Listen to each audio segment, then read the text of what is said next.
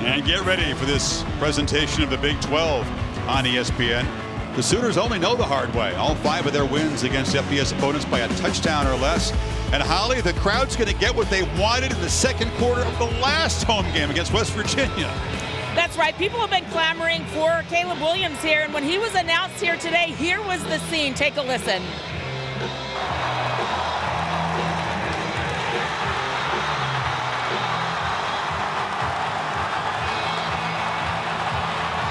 So it seems to be a popular choice here in Norman, Oklahoma. Here's what I can tell you. This kid has it. Whatever it is, he has it. He actually came here on a recruiting trip during the stay-home, lock-home period called the Sooner Summit. He brought 16 5-star and 4-star kids with him. People follow him. He's a leader. It's natural, and you can feel it, and that is what these fans are gravitating to right now. We'll see if Caleb Williams can make good on all the goodwill here in the stadium. You've seen freshmen come on in big moments. Of course, Tua Tagovailoa replacing Jalen Hurts halftime of the championship game for Alabama. That was a desperate situation. You know, Trevor Lawrence took over for Kelly Bryant pretty early in his freshman year, but you knew that was coming. This is a little different. Well, it's very different when you have a Heisman frontrunner for the nation that's benched for a freshman. And by the way, all of their goals, their preseason goals, are in front of them. It's not as if this season's, oh boy, we got to recover. I mean, it's right here. They still have all their goals. TCU won the toss, deferred. So Griffin Kell will boot it away, and we're going to see Caleb Williams in that Sooner offense momentarily. Line drive kick, and it will be a touchback. Williams certainly does not lack confidence in the swag and the connection to his team, Kirk, but let's see. When he came in against Texas, 7 of the first 8 plays were runs, and let's see if they call it that way and feature Kennedy Brooks early. I mean, he may have to quiet the crowd here just because of him being out there. They're so excited. I just want to take this in and see how this goes, this opening drive. A lot of pressure on him. He handled it well last week, obviously, in the Cotton Bowl. Brooks was the real MVP of Oklahoma's win. Carried it 25 times for 217 against Texas, including, of course, that game-winning touchdown on the direct snap. And he's got the first carry, and he is slammed immediately. Failing to make the tackle was D. Winters, but it's about a 3-yard gain. The Chick-fil-A impact players tonight when the Sooners got the football. Well, you just talked about the biggest beneficiary of having Caleb Williams in is Kennedy Brooks. We'll talk about him in a second. He's split out in the empty backfield, and they throw it over there to Jaden Hazelwood, and he's knocked down right near the marker at the 35. It'll be a first down. I think Kennedy Brooks gets a chance to do what he can do because of the attention that's going to be paid in the running game to Caleb Williams there. They just went 4 receivers, a quad formation to the left. TCU 1 short, just a quick flip out to the outside to Hazelwood, and they're off and running. Take it on TCU defense. It's far below the standard of what Gary Patterson has established in his 21 years in Fort Worth. And right away, they give a big running play. Brooks is off and running. And they finally wrestle him down inside the 35. Pick it up where he left off in Dallas. One of the things that got overlooked last week was the play of the offensive line. And being able to run this counter play and get Brooks with the patience out where he can do some work, just like they did right there. Playing with tempo, Williams on play action, delivers a long throw. Man open is Marvin Mims, another one of those heroes last week, and they are moving the rock inside the 20 now. And again, see, it's a puzzle for Lincoln Riley. You run that counter play, you come back to the very next play with a similar look, play action off the same look, the safety's eyes are in the backfield, and he's got a wide open receiver downfield. Huge chunks for Oklahoma in the first 4 plays. Empty backfield again, Hazelwood again. And is knocked down at the 10-yard line. I mean, right now, the defense from TCU, their heads are spinning. I mean, it's a lot of different formations. Caleb Williams with 4 receivers again there to the left. Gary Patterson trying to make in-game adjustments while the team's out there. But just, again, a man short to have 4 wide receivers set to the left. Talked about the injuries on the defensive side for TCU. There's a lot of them. There's some guys that are coming back who've been out. There's a bunch of dudes who are playing hurt tonight. You don't have Wyatt Harris, the linebacker, Bud Clark, the safety, also out tonight. 2nd and 2. Williams hesitated, tucks the football, makes a cut, and barrels for a 1st and goal down near the 2. It almost felt like a quarterback draw. I mean, looks like it's a broken play, but you got linemen going downfield, and he's able to pick up that first down. And again, that's where his legs, not just design QB run or zone read, but of course, he's able to pull it down and make yards, positive yards like that right there. Just so much different of a style of attack from the Sooners with 13 back there. A lot of options on 1st and goal. It's Jeremiah Hall shifting around along with Stogner to the right side. Brooks up the middle. That was easy.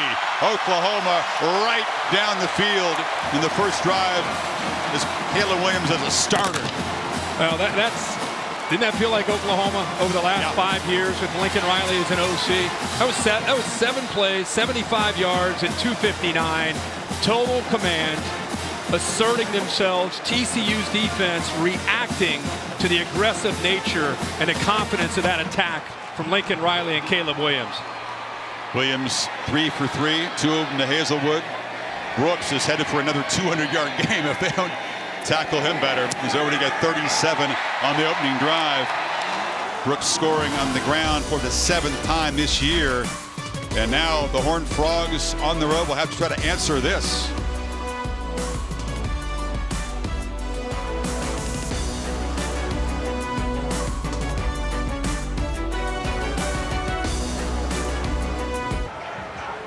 AT&T 5G Skycam zooming over the sellout crowd of about 80,000 here. Check out the AT&T 5G Skycast streaming live on ESPN3 and the ESPN app. Well, last week, Sooners were down 2 scores after 2 minutes. They have flipped the script, and 3 minutes into this one, up by a touchdown. As the TCU offense will take the field for the first time again without their main weapon, Zach Evans, the running back with a foot injury, just not able to go. Darius Davis is a speedy returner. He has a chance to make this from 2 yards out. Davis trying to get the corner and use those wheels, and he'll be tackled short of the 20-yard line. Good pursuit by that Sooner coverage team. And here comes Max Duggan out of Iowa. He was highly recruited. Ohio State, Notre Dame came in. Kirk, he played as a true freshman. He wasn't ready, but now in his 3rd year as a starter, even though he's been limited in practice this week because of foot injury, he's going to try to tough it out tonight. That's the right word, tough. This guy's about as tough as you can find. I admire him for even being able to play. He's got a small bone that's broken in his foot, and he's enduring a lot of pain just to be out there. Again, it's Kendra Miller, who's a speedy back, had a 3-touchdown performance against Texas Tech last week in the second half when Evans went out, and he's going to be certainly one of the impact players tonight. To you by Chick-fil-A. Yeah, this is a team that's going to run the ball. Kendra Miller is in for Zach Evans. Going to have to do a good job. Good to see Quentin Johnston back. Number 1 can get vertical. Nick Benito, when they're throwing, they got to watch out for 11. And then Key Lawrence, who's in at safety for Turner Yell, the starter. Very athletic, a transfer over from Tennessee. He's got to have discipline tonight in the back end. Johnson in motion. This is Miller in the flat, and he's knocked down 2 yards short. You know, Duggan Kirk only had to throw 10 passes last week. They ran it 47 times against Texas Tech. A little different field tonight. It is. It really, they're going to have to be balanced, which they've been, but it's a different feel with TCU. You know, you think of this air raid era, it's impacted TCU as much as anybody in the Big 12, and they like to throw it around. This year, they want to establish the run. They want to win the line of scrimmage and make you be physical at the point of attack. Offense that's done well on 3rd down so far this season, converting at 54%. Miller deep, handoff, they chase him down, nowhere near the marker. Nick Benito, one of the studs on that Sooner defense. He played a monster game a week ago, makes the tackle for loss, 3 and out. Yeah, Asamoah right here, just nobody picks him up. You got the tight end out there, he's able to slip through and right away just blows it up. Benito cleans it up, but penetration, that's what Oklahoma prides themselves on as a defense. Alex Grinch wants to get upfield, and TCU made it pretty easy for Brian Asamoah to get back there.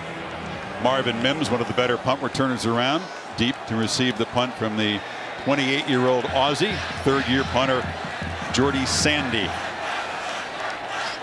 Not the start Patterson was hoping for.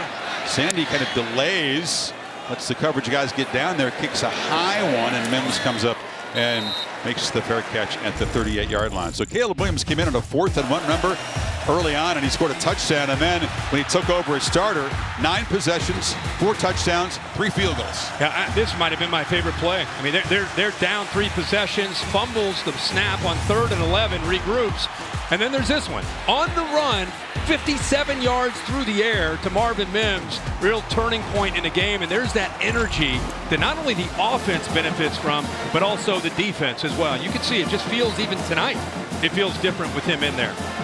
Riley was pretty tempered in his praise of Williams. The fans are going crazy, and he said Williams, quote, played pretty well.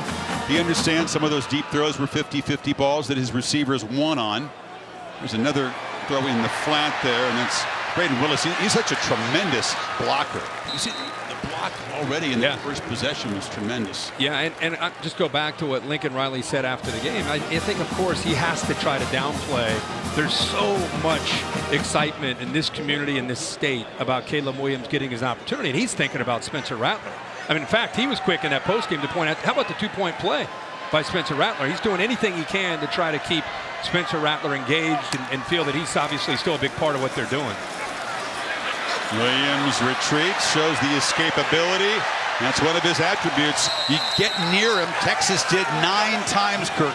Couldn't get him to the ground last week. You know, I mean, we're talking so glowingly about him, and I think he's short, and I think he had plenty of time to get the first down. That's the one mistake I've ever seen a guy make is that instead of knowing where the sticks are, he just kind of nonchalantly just steps out of bounds, and he's a yard short. Now, they may get at the first down, but that's something that I'm sure when they look at the film, that's an area that you need to improve and have an awareness of where that first down marker is. Not his first career mistake. He's had trouble handling the snaps. We'll keep an eye on that tonight. He's dropped 3 shotgun snaps in 2 games. The direct snap to Brooks won it last week, and this is just the conventional handoff. And they are mauling the Horned Frogs up front into TCU territory. Yeah, I think just the action. How many times have we seen this? Just the zone read look. The linebackers have to freeze, have to respect that he can pull that. And that may sound like a small thing, but when you hesitate just enough, offensive line can get up to the second level. Kennedy Brooks has more room to work. So, you know, like I say, this is not just about 13. It's how 13 affects the running game and every other aspect of what they're doing. Eric Gray joins Brooks in the backfield in this first down play. And Gray's got it, and he's dragged down after a 5-yard play. This TCU defense, Kirk, averaging 5.2 yards per rush given up. They haven't had a year like that since '77. It's been a long time since they've been this vulnerable to the run. Yeah, it has everything to do with the injuries. You know, they lost 2 safeties to the NFL draft. Then a couple of their safeties this year hurt that were going to start. They've been scrambling more than I think any defense in the country with safeties and linebackers this year. And that's why I think their numbers are so skewed in a way that we're just not familiar with that with TCU.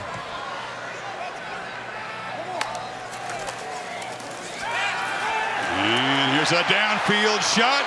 Running free is Woods, and he's got it inside the 10. Michael Woods beat C.J. Caesar. First and goal.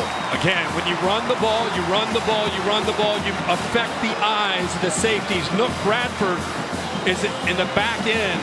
His eyes are in the backfield, and because of that, it creates a one-on-one opportunity. 5-yard penalty. Repeat, second down. Oh, hold on, it's coming back. A late flag. Ineligible receiver downfield, spotted by Kevin Marr's crew, nullifies the 39-yard gain. You're going to see the lineman that's going to get downfield, but watch the safety with the action in the backfield. Watch how he comes up, has to respect it. Now you've got a one-on-one opportunity to be able to throw it, but the center gets way downfield. Good job of the officials being all over that, but that's what TCU has to be concerned about. The safety's eyes against the run game and how it'll set up one-on-one shots downfield from Caleb Williams to these receivers. He's about 2 yards farther than the rule allows. Defensive coaches around the Big 12 applauding because that doesn't always get called. Is it fair to say? You're so right.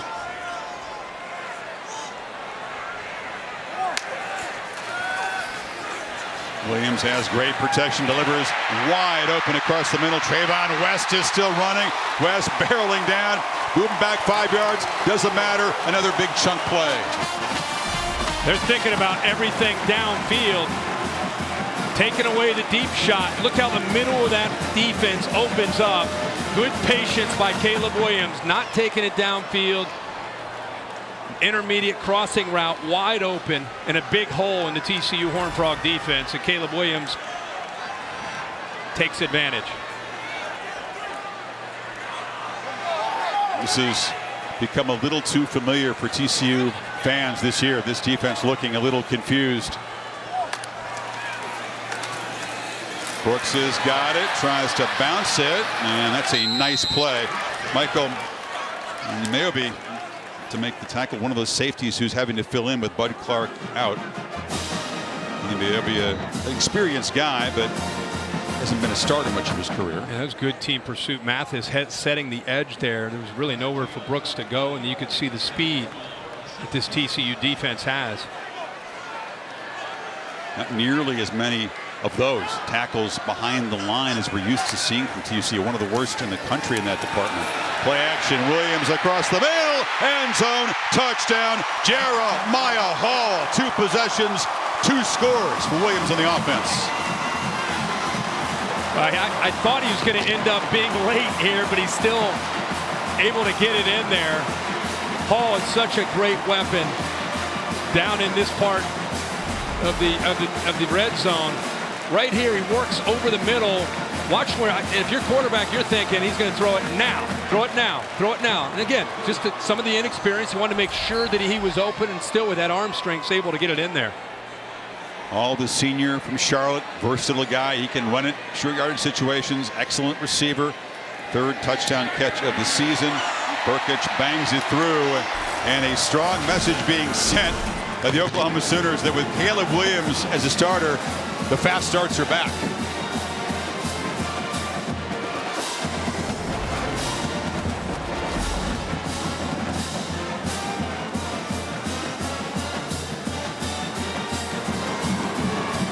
Saturday Night Football on ABC is presented by Capital One. What's in your wallet? Rocking the golden hat for the 4th consecutive year. That's a great part of the Red River rivalry. And here's Caleb Williams building on what he did against Texas. 6 for 6 start. And 50 points. Kirk, if you go back the last 25 minutes of football for Oklahoma, of course, in Dallas, and so far the first 9 minutes or so tonight, 50 points. Yeah, so he's not only scoring, he's scoring fast. Yeah. It did struggle to score fast. You know, the first 4 games against Power 5 competition, Chris Felica, the Bear, reminding us only totaled 3 first-quarter touchdowns in those 4 games. That's not typical. It's not what they expect around here. 2 already in this first quarter. And TCU, after having run 3 plays, an ugly 3 and out, tries desperately to kind of cut into the lead here. Tomorrow morning on Sunday NFL Countdown, latest in the 5-0 Arizona Cardinals, and of course ex-Sooner Kyler Murray. Cliff Kingsbury will not be able to coach when they face the Browns on Sunday because of COVID. On Monday night, how about the Buffalo Bills? Are they favorites from the AFC to make the Super Bowl? Josh Allen's playing incredibly well. You know, we watched him in college, obviously, and now he's become the guy, one of the top names in the game, and doing a great job throwing the football. He's athletic. He's got a lot of weapons. Taking on Braves and the boys in Nashville. Be a good one. Duggan looking to throw. Sideline route. Finds Quentin Johnson, and he's knocked down. I wish we'd seen him more in college. We didn't get to Laramie often. No, we didn't. We got to watch him. We got to watch him. And he was always a fun player to watch. I just love the athletic ability that he brings to that position. Can create, keep plays alive. You know, TCU, anytime you're on the road, you're a heavy underdog, you're down 14. Gary's been here a million times. Just got to settle in, get a couple first downs, kind of kill this momentum. Duggan, a long throw, a nice throw. It was just kind of through the hands there of Johnston, who was out last week against Texas Tech, a guy that once committed to Texas, a highly touted receiver out of high school, Temple, Texas. Now it's 3rd and 7. This is a problem. It's a problem when you have Nick Benito, who can rush the quarterback really well. They like to move him around. Now he's lined up to the blind side, to the left of TCU's offensive line. He might be the blind side, but I think Duggan want to keep his eye on him. Yeah, he absolutely will. He's up here at the top. Bina Eze, that left tackle, is across from him. And Duggan trying to scramble for it. Can he get there? Makes a cut, breaks a tackle, and Duggan, who is playing on that injured foot, first down out near the 40. Hey, man, that is a huge play, obviously, but it's just what he did. He waits, good coverage downfield. They didn't blitz. They're hoping that Benito can get home. He doesn't. And then it's just that gives you an idea of what he can do in the open field. Chris, you said in the open how athletic he is. I mean, he can spin it, but he's a dual guy that if you give him enough room, he's got balance, contact balance, and that time on a big third down in this game, he picks up the yards for the first. It seemed unlikely when he took off, right, Kirk? But he was able to navigate for that 16-yard gain. That's desperately needed by this Horned Frog team. Yeah, and now you pick up a first down like that, and all of a sudden now you can get back to your bread and butter, which is that offensive line and running the football tonight with Miller. Now, it's a good chance we'll see Foster 21 too. They're going to have to mix in different backs. They have good depth there with Zach Evans out.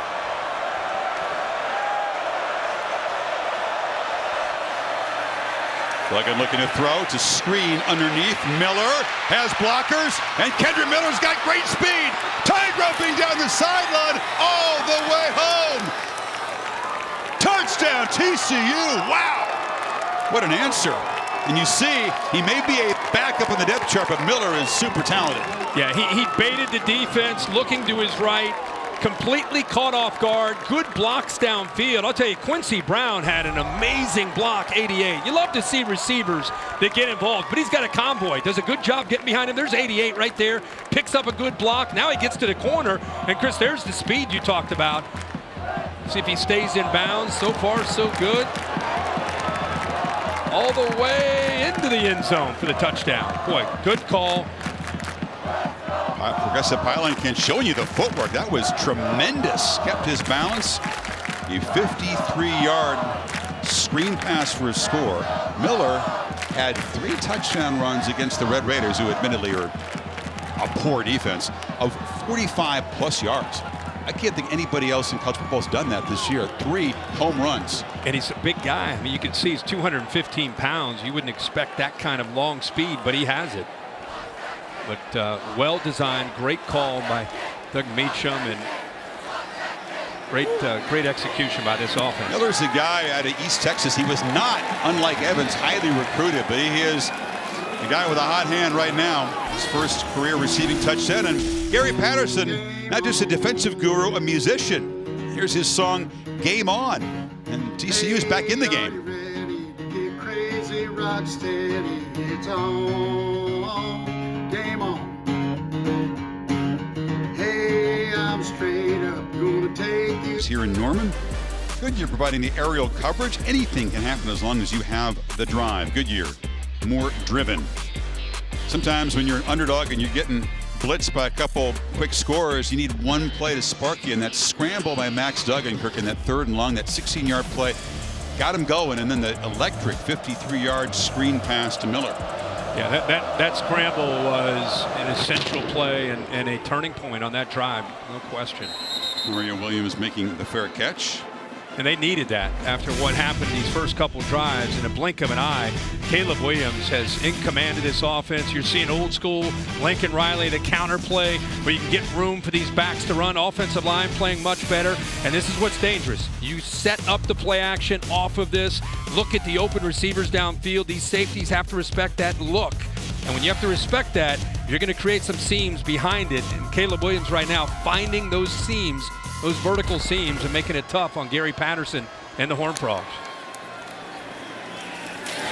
Gray makes a cut. If you're Patterson, who is one of the top defensive minds, and you got a bunch of dudes who are inexperienced, they've been in and out of the lineup. What do you do right now to kind of get their footing? Well, you have to continue to play your system, which means he's an aggressive guy by nature. He's all about stopping the run. He's been doing it for years, usually out of a 4-2-5, 4 D linemen, 2 linebackers, 5 defensive backs. But you got to slow down the running game, and makes it tough to do when you have inexperience. But it really, and it sets yourself up like we just showed. It sets you up against play action. There is play action. Williams, another downfield throw. Mims is wide open. It's underthrown. He comes back to makes the catch at the 30-yard line. He beat T.J. Carter in coverage.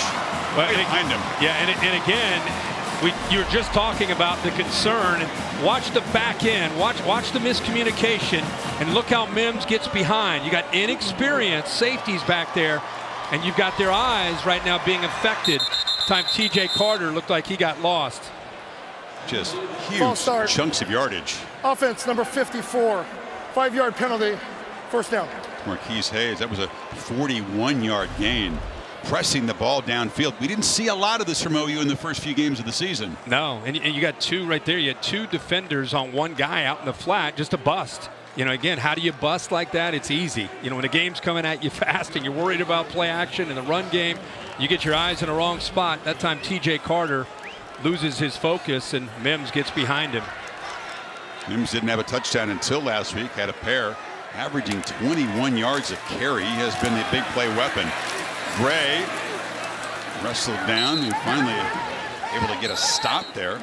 And they've got Oklahoma behind the sticks on 2nd and long now. So when you have Caleb Williams as a running threat, let's not forget the offensive line and Brooks and Gray, they're tough enough to deal with, right?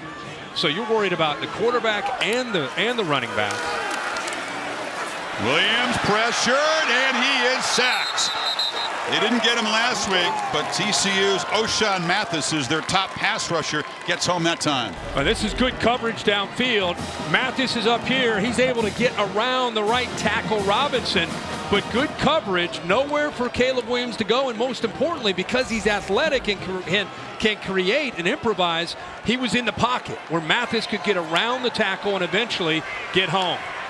Leader, he's a captain on this team. Had a slow start last year, then came on big. They're hoping for the same thing this season in the stretch run. Just his 2nd sack of the season.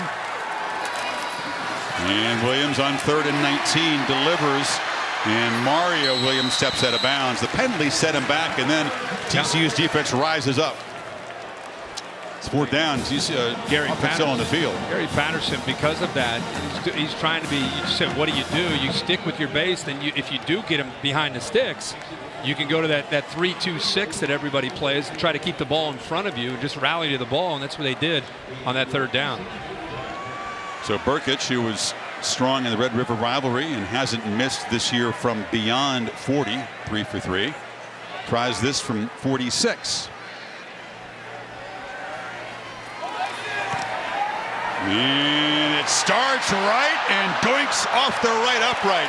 Tried to bring it back in, but Oklahoma comes up empty. I was about to say this is a win for TCU, even if he makes the field goal, just to stop Caleb Williams and this offense from scoring. Perfect hold. One of the best kickers in the country, proves that he's human. And TCU's defense with a win to get a stop and get Max Duggan and company back out on the field. Pretty good job by Spencer Jones, the holder, to get a high snap down. Burkich had plenty of leg. And Gary says, wait a second, we needed that. Every break they can get, Horned Frogs need. And now down 7. Duggan in the offense will take over from the 29.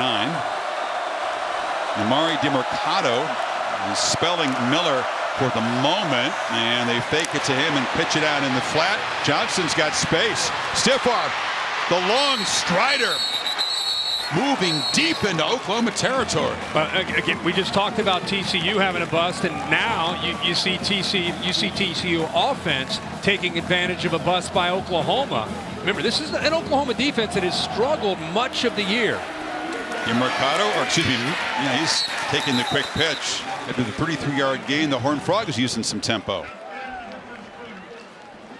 So Oklahoma bolted to a 14-point lead. The Horned Frogs answer at the end of 1. They are on the move. Back after this message and a word from your local ABC station.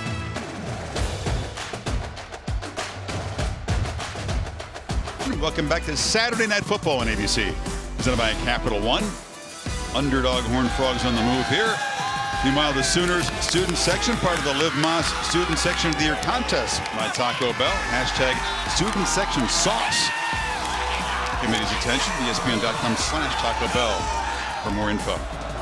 Beginning of the 2nd quarter, 2nd and 8 for the Horned Frogs in Sooner territory at the 36. Empty backfield. Duggan gets it out quickly. It's a slant and stopped a yard short of the marker there. It's Gunnar Henderson, reserve wide receiver. Love how they go empty, 5 receivers. The threat of him running in the empty forces Oklahoma with the 4 down linemen have to respect and keep people in close to the box in the line of scrimmage.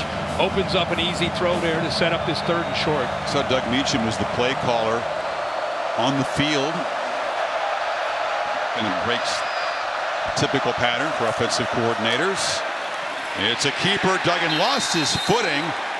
Deshaun White was there to stop him, so it's 4th down now. Horned Frogs actually lost about a foot on that play. I couldn't tell if his knee touched, because I thought if he stayed up and extended himself, he was about a ½ yard short. Did his backside touch? No, his knee went down. The right knee touched. Okay. There's a chance for the Sooners to get off the field and protect that lead. Same look where they're going to go empty, try to move that Oklahoma defense out, give him the option to run it or to get it out of his hands quickly.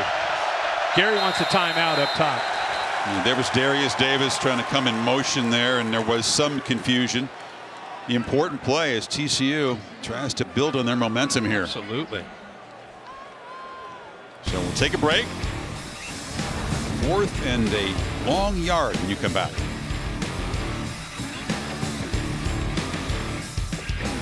On 14-0. They've moved to 42 yards here, but 4th and about a yard and a half. They need to get right to the 28-yard line. Come out with a very different looking formation. Now they may motion out of this, shift out of this, but right now obviously tight. DeMarque Foster, number 21, is the back behind Duggan. They fake it to him. Duggan looking to throw and now get there with his legs, and he can't. He is collared. Brian Asamoah with the 4th down stop, and OU takes over. Asamoah right in the middle of this defense. Good speed and good instincts. They know that Duggan's a threat. They give him the option to run or throw. And look at the speed. That's the strength of Asamoah. That's what he brings to the table.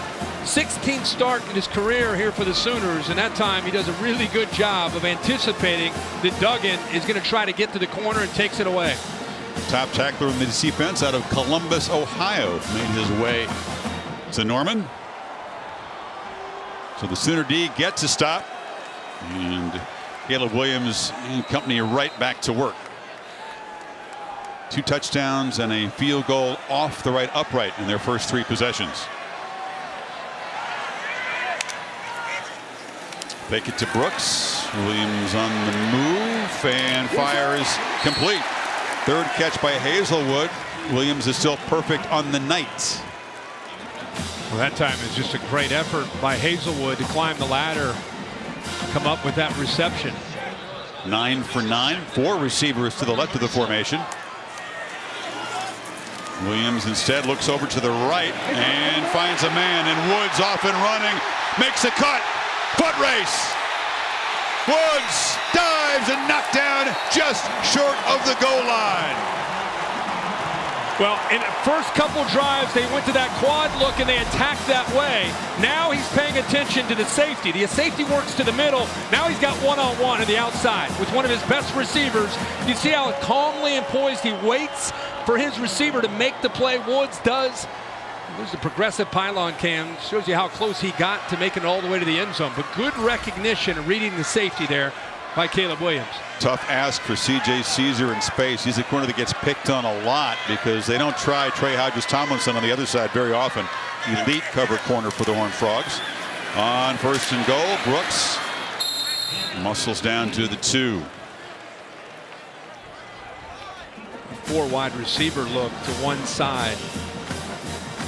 Lincoln Riley coming up with that wrinkle with Caleb Williams in at quarterback, and it gave TCU fits the first few drives, but it wasn't the explosive play. That time they adjust to where all those 4 receivers are, but they leave the 1 receiver back to the other side by himself one-on-one and give up a big play.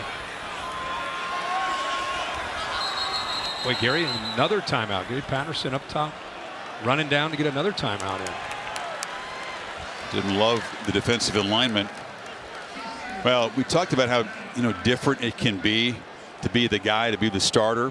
First time since high school in 2019. But He hasn't had an incompletion yet. He looks totally in control. I know the defense isn't great that he's facing, but you can't ask for more from Williams so far. No, and I think what you and I keep talking about a break is it really isn't just how he impacts the offensive structure and how they're attacking. It's just really the entire team. Now, give TCU some credit. We've come into this game talking so much about Caleb Williams. Now, they did come up with a stop. Now, they just gave up a big play, but they're keeping themselves kind of on the ropes in this football game. It has the makings of one of those TCU-Oklahoma games that could be, hold on to your hat. It's going to be could be a lot of points scored by both sides tonight. Yeah, winning shootouts is not Patterson's MO, and he's not his comfort zone, that's for sure. Sooners are a lot better at that, and we'll see if that timeout can create a stop here. 2nd and goal. Brooks and Hall in the backfield. Each guy scored a touchdown already. They fake the pop pass. Williams looking to throw for it, and it's in and out of the hands of Austin Stocker. The H-back was wide open. Don't see that often. No, the first incompletion. And he's got such reliable hands, right? I mean, he's one of his favorite targets, and especially down when you get down inside that 5-yard line, the one guy you can really count on.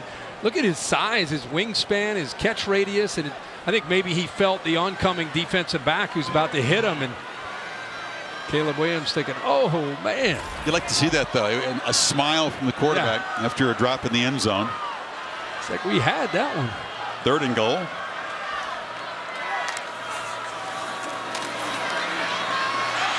Ran out of time, chased down, and will be sacked for the 2nd time tonight. Both times by O'Shawn Mathis. O'Shawn Mathis, this is not just speed, it's a relentless approach to get around Tyree Robinson and not give up on the play. Watch how he works to the outside. This is, the quarterback goes away from him. He does not give up on it, and this gives you an idea how fast he is. I mean, he's closing ground on Caleb Williams, and Caleb Williams, you'd love to see him feel that, and if nothing else, just throw it away, but still have a great attempt at 3 points. Chip shot for Burkage from 28, and 46-yarder was off the upright a little while ago. This one is through. I talked to Mathis. I said, do you like what you see from yourself on tape? Because he hadn't been that productive. He said, I do. I'm about ready to bust out. Yeah, he did. 2 sacks tonight. Yep. Saturday Night Football, presented by Capital One on ABC, is brought to you by Burger King. Mix and match your faves for just $6. TCU's last win here was 16 years ago. That was a milestone win. That was the first top 10 win on the road in 44 years. The lowest point total under Bob Stoops in any home game ever. NHL underway this week. Islanders against the beloved Blackhawks, Tuesday, 8 o'clock Eastern time. 13-game road trip for the Islanders. Chris Felica's team, before they finally get their new setup in Long Island. 13-game road trip to start the season, Bear. How great is it to hear that theme music back on ESPN, the NHL back with ESPN this year? Very cool. It is. Sean McDonough, our buddy from college football, calling a game the other night, an opening night, Tuesday. So 2 touchdowns, then missed field goal and made field goal. The lead is 10, but as you said, Horned Frogs kind of hanging around a bit. Davis just looking for a chance to flash that speed. He's got plenty of it, and he is wrestled down in the Oklahoma bench. There is no flag on that. Holly? You guys, a developing situation for TCU. Their great running back, Kendre Miller, who's coming off a career high, tweaked his left foot or ankle on that touchdown run where he was tight roping along the sideline. He's been seen by the athletic trainer. He's been bouncing around on the sideline, and he's returning for the first time. He missed the whole last series, but he's going to try to go here. Keep your eye on that. They need him tonight, but that left foot is clearly bothering him. Yeah, good job, Holly. They sure do need him, and he showed his speed as a receiver. He's capable of taking any rushing attempt to the house, too. They fake it to him. Duggan's got to scramble, looks downfield, and delivers a long throw. It's a strike to Johnston. He had first down yardage, came back to catch it. Tackled by the freshman Billy Bowman short of the marker. Boy, it's a good job, obviously, at getting away from the pressure by Duggan, but watch the receiver come back to the football. Sees his quarterback's in trouble, comes back to the ball. You know, he is such a great vertical threat at 6'4", 201 pounds, but love to see him come back and make that play and help his quarterback out. Horned Frogs were lining up Hoping to run this 2nd and 1 play with tempo. Yeah, they're moving the sticks. I think they were waiting to get the sticks moved. So they're going to credit Johnson with a first down on that. It certainly looked like he was stopped short of the marker, well short of the marker. Comes back and makes the catch. You see the marker right there. It's forward progress where he caught the ball. It looked like he was right at the marker, but they give it to him. Patterson will take it. And let's take a look at Miller here. Makes a cut on that foot that Holly talked about, and that's a massive win. They get about 7 on first down.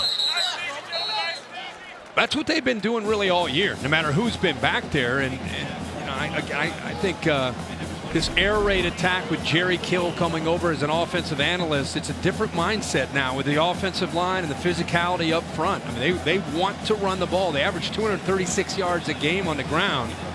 So no matter who's back there with Duggan, they're going to still want to try to make these linebackers and defensive linemen be aware of that run game. Miller's a guy who for his career averages 7.8 a carry. Late pressure. Duggan gets it to Miller. Took his eye off the ball, bobbled it, and that kind of ruined his chance to make the first down. Benito was there to hit him, and Asamoah as well. Justin Broyles was coming. He was coming. He came from a long way back in disguising the blitz, but eventually he gets there. Duggan able to just check it down, but obviously did not pick up the first down. Good defense there by the Sooners. See Miller back on the table there with the athletic trainers looking at him. You saw a shot of Zach Evans, who couldn't go tonight with a foot injury. So empty backfield. They need 2 on this 3rd down play. Duggan over the middle, caught, and that's Savion Williams, one of the rangy receivers, big 6'5" guy. Looking for him to make a big impact second half of the season. Use that bunch to the left. Little miscommunication by OU. Easy throw. Duggan makes another long throw, and sliding catch made by Tay Barber. We talked about the fact that he only threw 10 passes all last week. That's his 10th attempt tonight, Kirk, and he's completed 9 of them. Well, and you knew coming into tonight, I mean, this was all hands on deck as a big underdog against the Sooners. We've talked about Oklahoma's defense. It's been a mixed bag at times, playing well, especially in the second half last week against Texas, but a lot of times Alex Grinch has been frustrated with some of the communication and tackling from this defense this year. Now the next man up for TCU in the running back room is DeMarque Foster, number 21, and that's just his 14th carry of the season, but Patterson's very high on his abilities as well. Yeah, you and I talked with him. He talked with Holly all week. I mean, it's like every time you'd want to talk about somebody in the backfield, he's like, keep an eye on 21 now. I'm telling you, look out for 21. We've known him forever. Yeah. He said, I've been telling you media people. I said, well, Gary's had 13 carries. How are we supposed to know? Well, he's just stacked don't up. practice that often. But he's stacked up behind so much talent. I mean, Zach Evans is one of the premier backs in the Big 12, but Foster, they say he's got wiggle and some power to go along with it. They fake it to him. Duggan again, late pressure, jumps it off, and it was dropped. Foster was in traffic there, but spun his head around. Reggie Grimes brought the heat. Tried a little slip screen, but the defense that time, even if he was able to catch that, they were all over it this time. They had a big touchdown on a screen earlier. He was giving Gary a hard time about being salty. You people in the media. I said, calm down with that stuff. They're not out to get you, coach. He's the best to watch him. Some of my favorites. Mannerisms on the sideline. He's an all-timer. You just start laughing every time. I can't help it. Yeah, I love it. 2nd and 10. They try Foster as a runner, and he plows forward for just a couple of yards there, wrestled down by Guebo. You know, this Oklahoma defense last week against Texas, the first half, Bijan Robinson was able to do a good job of slipping off tackles and making people miss. And it was almost like a different defense for Alex Grinch there, the defensive coordinator, in the second half. They were getting off of blocks. They were leveraging the football. They were playing with some confidence. So it's been, like I said, it's been a very mixed bag from series to series this year. It's very fringe field goal range. Patterson may be thinking 2 plays to get the yardage here. And scooting forward is Tay Barber.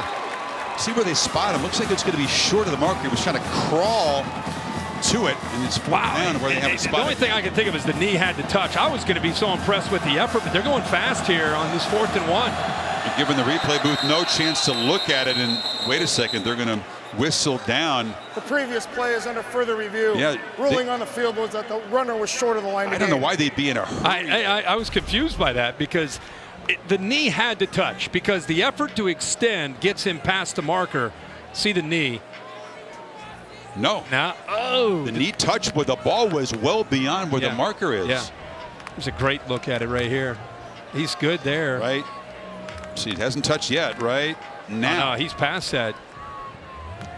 I mean, spotting is an inexact science, Bill Lamagnier, but the TCU almost blew it by running a play before they could review it. That's what surprised me about that. You'd expect that they'd take the slow down replay to do it. Right. You know, and on this one here, his forward progress was going forward. The knee wasn't down. We've had a couple other plays where that one receiver went back on his own, so he lost that yardage. One of the dynamics of these up-tempo offenses is the replay booths have to be much quicker, right, to decide whether they're going to intervene, because the offenses have their own agenda. No question about it. That communicator who's up there, that's his primary job, to keep the replay official informed at what the team is doing in terms of coming up to the line.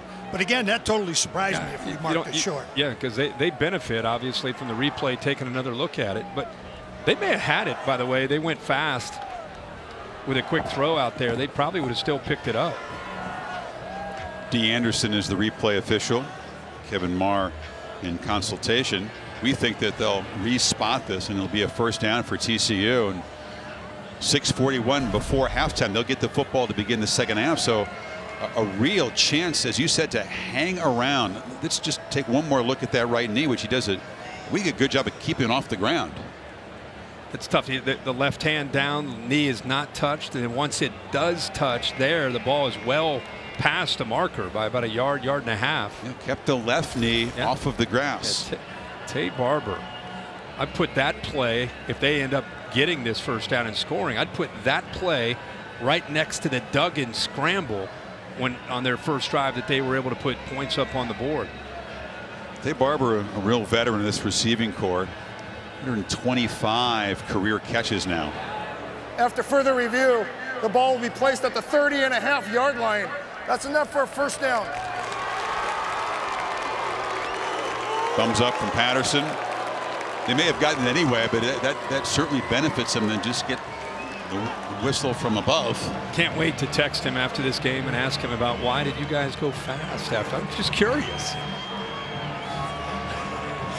I want to know. You think he'll reply to that text? Yeah. Well, it depends on the outcome of the game. See what his mood is. Right. His mood wasn't good early, but his defense has kept the Sooners out of the end zone the last couple possessions. The offense trying to chip away here. End around of Foster. That's another respectable first down gain of almost 5. Good job of moving inside and outside. You know, they've been running the ball with some of the counter plays, running between the tackles, being physical, and also doing a good job of stretching in that run game and giving that defense something else to worry about. OU defense ranked 11th rushing yards allowed per game at just 91. Duggan has time, didn't like what he saw, and patiently picks his way, following blockers. That is a savvy, instinctive runner. Foster gave him a block, too. Just a real natural athlete and runner.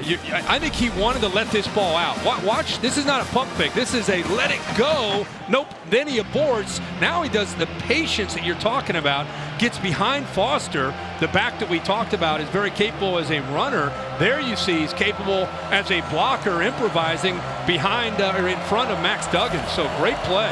Tyler Guyton, an offensive lineman, is put on 92, and he's in the ballgame, and now it's going to be a little trickery here. Duggan is sprint out here, and Foster in position to take a direct snap on 3rd and 1. He's got it, and he is going to barely get the first down. There wasn't much deception there. Benito was waiting for him, but it's into the red zone. Yeah, we saw the Sooners use that a couple times last week to Kennedy Brooks against Texas. It was pretty effective, couple touchdowns. And TCU on 3rd and short, see this all over the country, the direct snap to a back just as a wrinkle. It's amazing how many direct snaps have figured into Oklahoma games over the years.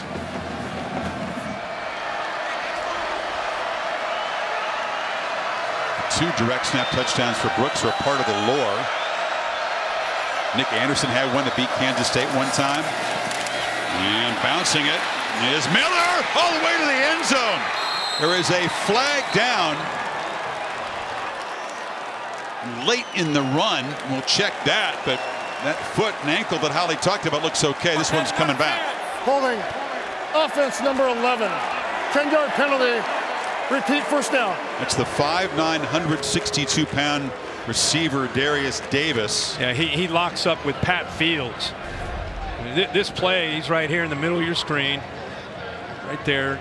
All of a sudden the ball gets out. He grabs onto the jersey of Fields, but that is a huge gain prior to that holding call. I mean, he was running downhill, picking up momentum. Even without that, I mean, that's still a 15-yard gain. It looked like it happened about the 13. They didn't give a full 10-yard back from the spot of the foul. They spotted at the 20. Duggan looking to throw to the end zone on first down. Leaping grab by Quentin Johnston. There's a flag in the end zone there, but that was a terrific pitch and catch. The 6'4" sophomore from Temple went up and got it. That is a favorable matchup. Defense number 5. That penalty's declined. Touchdown. How about this TCU team, Kirk? We thought, blowout city. They're back in it. Chris, that's your best receiver against a true freshman nickelback who's talented, but that's not where he wants to be. Billy Bowman, he's in no man's land. Never found the football. He's a guy that typically is on the inside against a slot receiver. This time on the outside against your best vertical threat in Quentin Johnston. And Max Duggan recognizes it, makes him pay for it.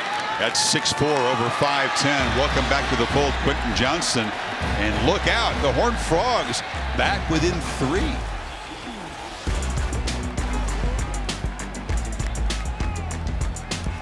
Horned Frog 14 plays 78-yard drive, and Chris Felica.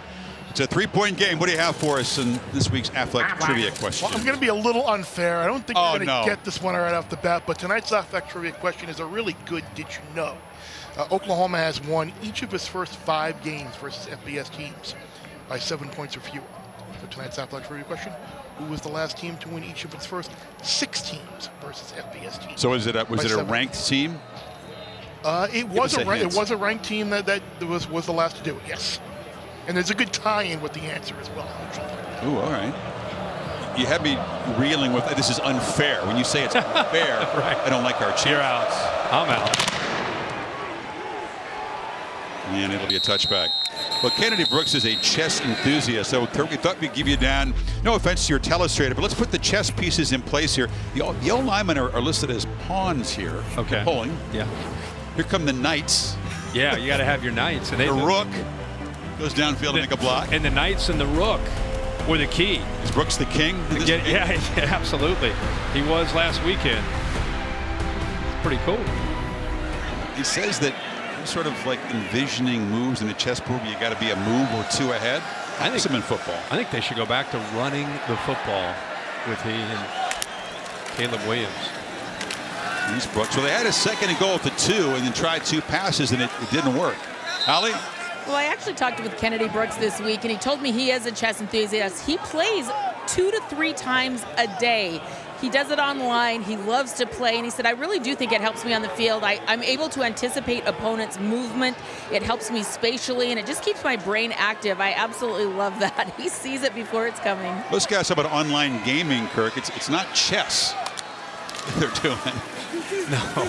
Delay here. Williams kind of hesitated, ran right into traffic, and gets nothing. It's 3rd and long now.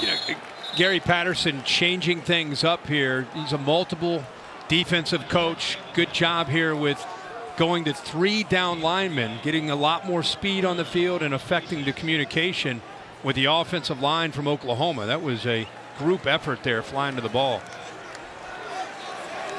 This crowd has gotten really quiet. It was a party here in the first few minutes of the game.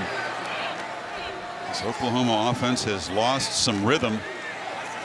Pressure's been coming from the defensive end. Mathis on the left.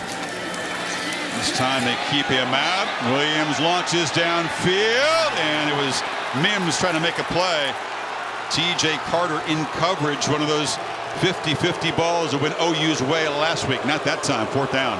No, and this time he actually led him. A lot of those 50-50 balls were underthrown. And this time he just throws it downfield and hopes that his guy can win. But you're right, low percentage throw on 3rd down and long. Pretty good ball there, but Mims only able to get the one arm up. Tight coverage there by T.J. Carter that time, who was in phase, stride for stride.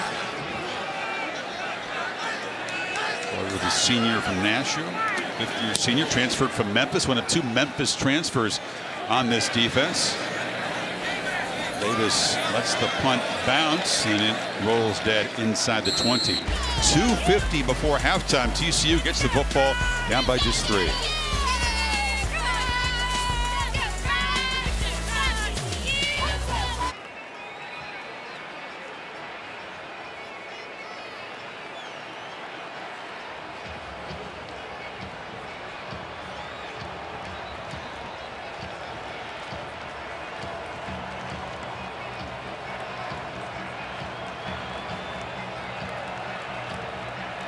Kevin, thank you. Get an update in that Ole Miss Tennessee game on Rocky Top. Let's see what TCU can do here. You have 1 timeout and 2:50 to work with. Penn back inside their 20. And Duggan steps up and just has to throw it away. Drive chart for the Sooners. The first 2 were quick and successful.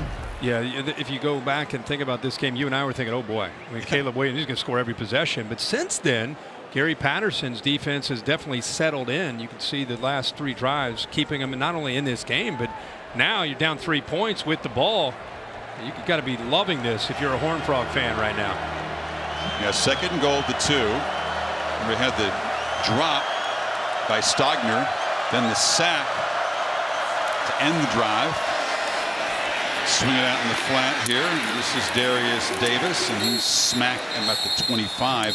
3rd down coming up. Justin Broyles stopped him. You know, between Tay Barber and Darius Davis, you got a couple of veterans that can make plays in space. You get him the ball in the slot, try to give him enough room to be able to work after the catch. We've seen Barber make a few plays. Now Davis gets his hands on the football. Davis is small. They call him D out of Louisiana. But here's a guy who can squat 550, bench 370. He weighs 162. Duggan. It was a low throw, and going down to make the catch is Miller. Heavy pressure there from Perry and Winfrey from the inside, and it's 4th down. Yeah, Jaden Davis took this throw away. He wanted to go to his left, backside to Savion Williams, and it's just taken away. And by the time he decided that he had to abort, the pressure was just too much, and Duggan lucky to get that football away. So the Sooners defense answers the call. And they take the first timeout to preserve the time here. Doug Meacham was involved with Sonny Cumbie, was kind of a co-offensive coordinator system. That was tough for Cumbie to live with. He's now over at Texas Tech. Still a lot of good feelings for this guy and for Patterson, but it's Meacham calling the plays. An interesting situation was Jerry Kill, the former head coach at Minnesota, who had problems with epileptic seizures. His career was over. He's been a kind of an offensive consultant, assistant to the head coach. He was with Justin Fuente at Virginia Tech, but he's known Patterson for about 40 years. Best man at his wedding, and he couldn't say no when Gary called him. No, and like we talked about earlier, he's brought a physicality to go along with Doug Meacham in the air raid. Come after the punter. They knock him down. There is no flag. Sandy hit the deck. But the Sooners will take over. Back to the Bear for our athletic trivia question. Been too busy to focus on this. I feel like we could take a guess. It's a good team that got to 6-0, but wasn't blowing anybody out. It was, and the athletic trivia question tonight obviously asked you which was the last team to win each of its first 6 games in a season by 7 points or fewer. It was Penn State in 1985. And of course, that team wound up playing Oklahoma in the Orange Bowl and lost to Gary Spritzer and Jimmy Donnan and the Sooners, who won the national championship. So that was it was John Schaefer, the quarterback. That was the team that went out and won the championship the next year. Yeah, the next year against Miami. Yep. So the acting job by Sandy, we looked at, he wasn't touched at all, but hit the deck, didn't fool the officials. Now 1:43 for Williams to work with here, and they have the 2 timeouts. Steps up, Late pressure, delivers across the middle, and the catch is made by Gray out of the backfield into TCU territory. He comes right out of the backfield. They have man-to-man across the board. Caleb Williams does a good job of finding that matchup against the linebacker and puts it out in front of him. It's a tough ask out of Jamoy Hodge. This is Gray getting the football. The transfer from Tennessee knocked down after about a 2-yard gain. Clock continues to run, minute 15 and counting. Riley not spending that second timeout yet.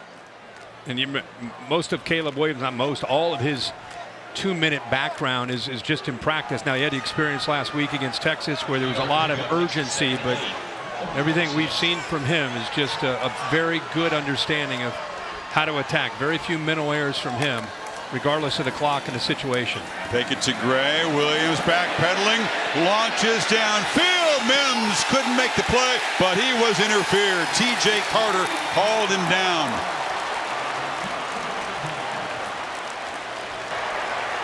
Pass interference. Defense number 7. 15-yard penalty.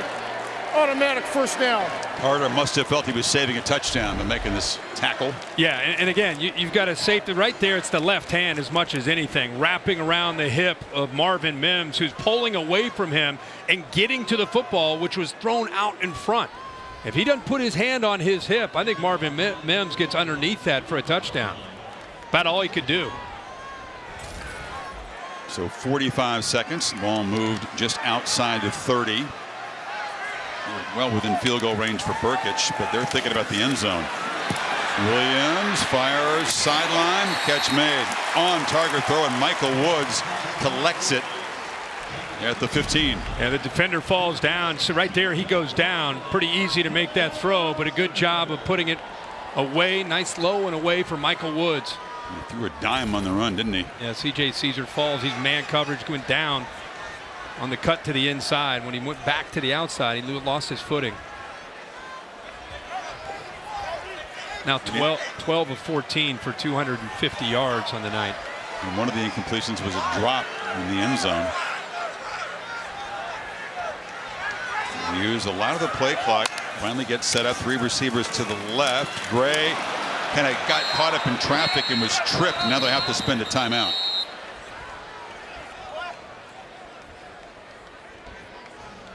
So after all that, ended up doing a zone read. No gain. It'll be 2nd and 11. Well, still 34 seconds. Have the 1 timeout. You know, Lincoln Riley thought with the 2 timeouts, you had the luxury of either trying to get TCU so spread out that you've got the numbers advantage to try to go to that zone read. But as you talked about, he gets just tripped up in the backfield. Just think about last week. The Sooners are marching down.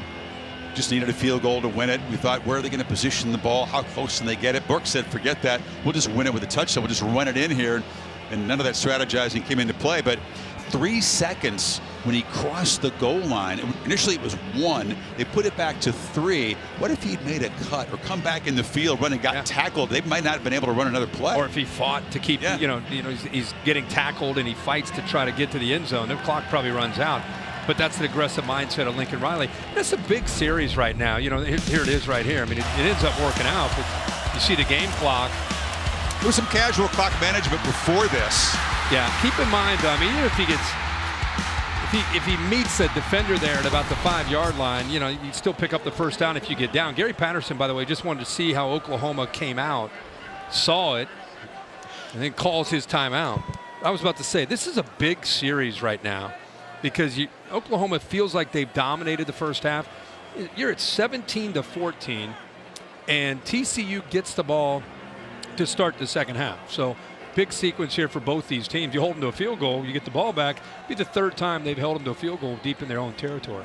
OU almost 300 yards total offense, but you're right. And give credit to the TCU offense. Again, they don't have Zach Evans. He's their best player on offense. Couldn't go with a foot injury. They have depth at the position, but Duggan, who's playing hurt himself, Kirk, has been really gutsy. He scrambled in their first touchdown drive, and he is 13 for 16 with 2 touchdown passes. Yeah, he's been playing incredibly well, and as you talked about, it's not just throwing the ball 13 to 16. He's keeping drives alive with his legs.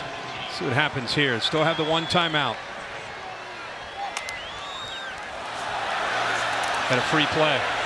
TCU jumped offside on the clap. Williams throws for the pylon. Incomplete as he trying to get the ball to Woods there. Jenkins in coverage. Moving 5 yards closer, down to 26 seconds. Offside. Defense number 32. 5-yard penalty. Repeat, second down. It was Mathis, pair of sacks here, trying to get the quick start. I don't blame Mathis with the night that he's had going up against Tyrese Robinson. He's winning that matchup. He's just trying to get a quick jump. At this time, it's just a little bit too fast. Gary Patterson up at the side, at the top of the screen, by the way, coaching. Outside of the coach's box, he's making sure everybody's got their assignment. 2nd and 6. Williams back shoulder fake, cut, touchdown. Jaden Hazelwood. That was beautifully executed as OU stretches the lead before the break. Can't defend that. You just can't defend that. There's not a corner in college or maybe even pro football that can defend that play. C.J. Caesar doing everything that he can. Is he going to go back, or is it his head's turned and everything? Look at the location of that football thrown on a line. It's not eased in there. It's thrown on a rope to the back shoulder. Great adjustment, great timing there between Williams and Jordan Hazelwood for the touchdown. Caesar and Hazelwood grab at each other, and the receiver just able to throw off the defender's hands in time. Caesar knew it was coming. His head was turned, but the location of the ball, low and away to the outside, nothing he could do to stop that. We talked about one of the turning points, Kirk. Texas had OU on the ropes there that first quarter. OU was trying to answer, and while we were doing a replay review on a 3rd and long completion that was controversial, the Fox is on the field.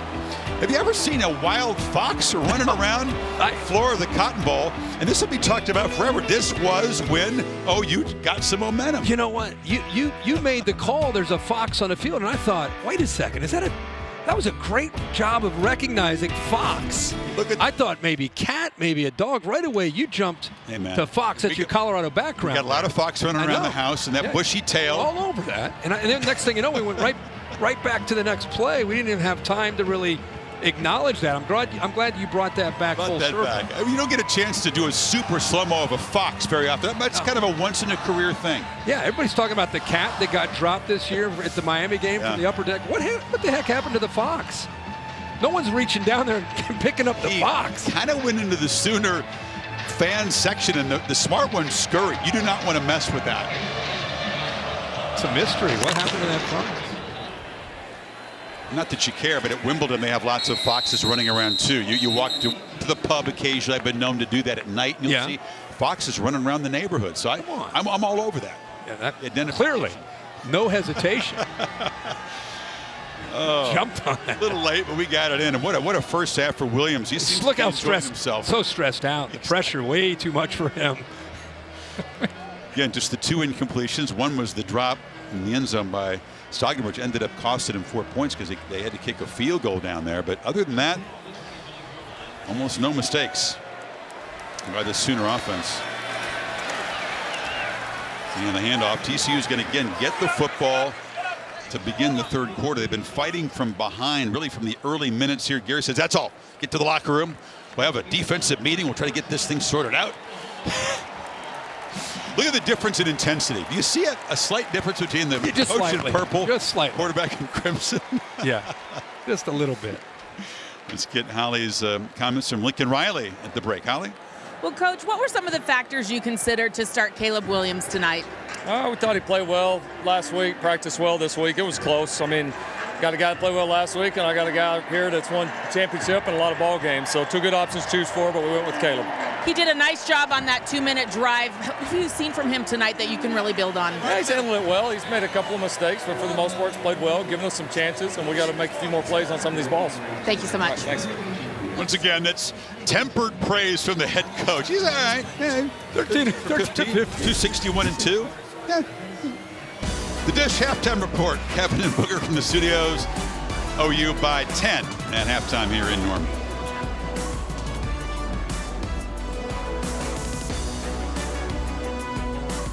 ESPN, home of the College Football Playoff Semifinals. Friday, December 31st on ESPN. And welcome back, except for the second half on Saturday Night Football, presented by Capital One. This presentation of the Big 12 on ESPN. OU touchdowns early and late in that first half. And Caleb Williams' debut as a starter, pretty successful, at least through the first 30 minutes. And TCU will get the football trying to cut into this 10-point lead. Yeah, and I think Gary Patterson went in there at halftime, fired up like he normally is, but I think he's pretty confident that, hey, we settled down defensively, made some adjustments, and now we got an offense to get the ball to get this second half started. Let's get points on the board. Let's regain some momentum. Burkett to boot it away. Davis will bring it out from a yard deep. Makes a cut. Makes a man miss and shows you why he is a dangerous returner out to the 33. Tonight's Modelo fighting spirit moment. Well, there are two big plays. This third down scramble on 3rd and 7 kept this drive. They're down 14-0. They're trying to get something going. A couple plays later, they hit a screen. After that effort by Max Duggan, he goes all the way down the sideline for Miller and a touchdown. That got him on the board. Then here's another great effort. 3rd and 8 extends by Tay Barber. They reviewed it, gave him the first down. A couple plays later, another touchdown. So TCU and their effort have provided opportunities for them to get 2 points up on the board. Yeah, a strong first half from Duggan, looking at throw, and it's a low throw behind Darius Davis. Holly? Well, guys, Gary Patterson at the half wasn't sure how much he can use Kendre Miller here, his running back. He did get his left foot retaped at the half. They're going to try to give it a go here and see how he's able to be effective. But he did say Max Duggan's doing great. That foot that is his right foot is still continuing to bother him, but he looked so good. He's like, man, that kid is so tough, and we continue to see that toughness out here tonight. No question. Sure do. There's Miller trying to play hurt, and he shows a good burst and then dives out of bounds. Nice gain. It'll be 3rd and short now. Yeah, the big fella, he gets his momentum going. You do not want to get his way. He's able to get to the edge. Some good blocking on that outside. OU this year has had a tough time from game to game of setting the edge. TCU wants to attack. Boy, they missed a big play opportunity on the very first play. Busted coverage in the middle. They had a D. Davis wide open. Duggan unable to get him the ball. Yeah, he was eager. He was squeezing the football, delivered a poor throw. Now you got Miller in there, direct snap position on 3rd and a yard. It's worked in the first half. Again, a little too patient, but there was nowhere to run, and that Sooner defense closed down. No surprise that Thomas and Benito were there. Yeah, first time we've called their names, Isaiah Thomas and watch Winfrey right there in the inside. You know, they actually slanted a different direction, able to both get into some of the gaps there of that offensive line, and they knew what was coming, right? You see the running back there on the Wildcat. You're not worried about anything but making a tackle. Yeah, there's zero mystery there, and he was very hesitant to pick a direction. So the Horned Frogs stall first possession of the 3rd quarter, and Sandy gets the low snap and a boot. It will be fair caught at the 23-yard line by Mims. So Caleb Williams hot from the start tonight. Yeah, just, again, I think for a true freshman, not just dealing with the pressure, but just the command of the offense, knowing where to go with the football. Very few poor decisions, 13 of 15 with 1 drop, 261. Give Lincoln Riley and the play design, the spacing of the routes, a lot of credit. And that was maybe his best throw of the first half, that back shoulder fade to Jaden Hazelwood to end the first half. It's worth repeating, Kirk, very little meaningful football since the 2019 high school season. Because of COVID, his high school in D.C. didn't play in 2020. He'd come in spot duty here in the first 6 games, or first 5 games until last week. In his first start, he looks like a guy who's just completely comfortable, born to be in this position. This is one of the glamour positions in all of sports, quarterback at Oklahoma. Yeah, no, you're right about that. And you see pretty consistent, both on the shorter throws and even throwing the ball downfield. His accuracy is deadly. He is very, very impressive. I just love the way he knows this offense. Without a lot of game reps, he's confident. Pulls it and launches downfield. This is Mims, and a flag comes out for the second time. TJ Carter winning the big play, but drawing the penalty. Man, Gary Patterson continuing to put TJ Carter as a safety. 15-yard penalty. automatic first down. That is a tough ask in this scheme. That's what they ask them to do. They're hybrids, they're safeties, but they get out there and they're one-on-one, ball underthrown. Mims has to adjust to the ball, and Carter just runs into his back. Second time we've seen that. But again, Mims is the best receiver on the OU roster, and you got him going up against the safety. So good design to get that matchup. What does Riley tell us? The #1 rule in a deep shot: do not overthrow the football. Yeah. Give your receiver a chance to make a play. Williams has kind of underthrown a couple deep balls tonight, though. Yeah. Drawn penalties. Yep. But that could have been a big touchdown if he leads Mims out there. Brooks, big hole. Kennedy Brooks barreling down the sidelines and is just tripped up inside the 20. Nook Bradford saved the touchdown, but a monster gain. Really good job here. Receiver will come in from the right. He's in man coverage. He brings the corner with him, and then he hits the safety. The safety's knocked out. That's Bradford, and now it's a foot race with Brooks. So man-to-man, you bring the corner with you, you chip on the safety, and now you get to the second level of the defense, and there's nobody left there. 45 more yards for Brooks, who's averaging 11 yards in his 8 carries tonight. It's like Harrison is down. Anton Harrison is the sophomore left tackle, like his quarterback from Washington, D.C. Offensive line off their best performance a week ago, especially in their run blocking department against Texas. They really kind of gelled. Yep. What OU fans I think have been they waiting to see. finally came alive in that game. And kind of a forgotten aspect of that game was how they started to win the line of scrimmage, kind of what you're used to seeing from an Oklahoma offensive line. Harrison down. We'll take a break. OU on the move, up 10.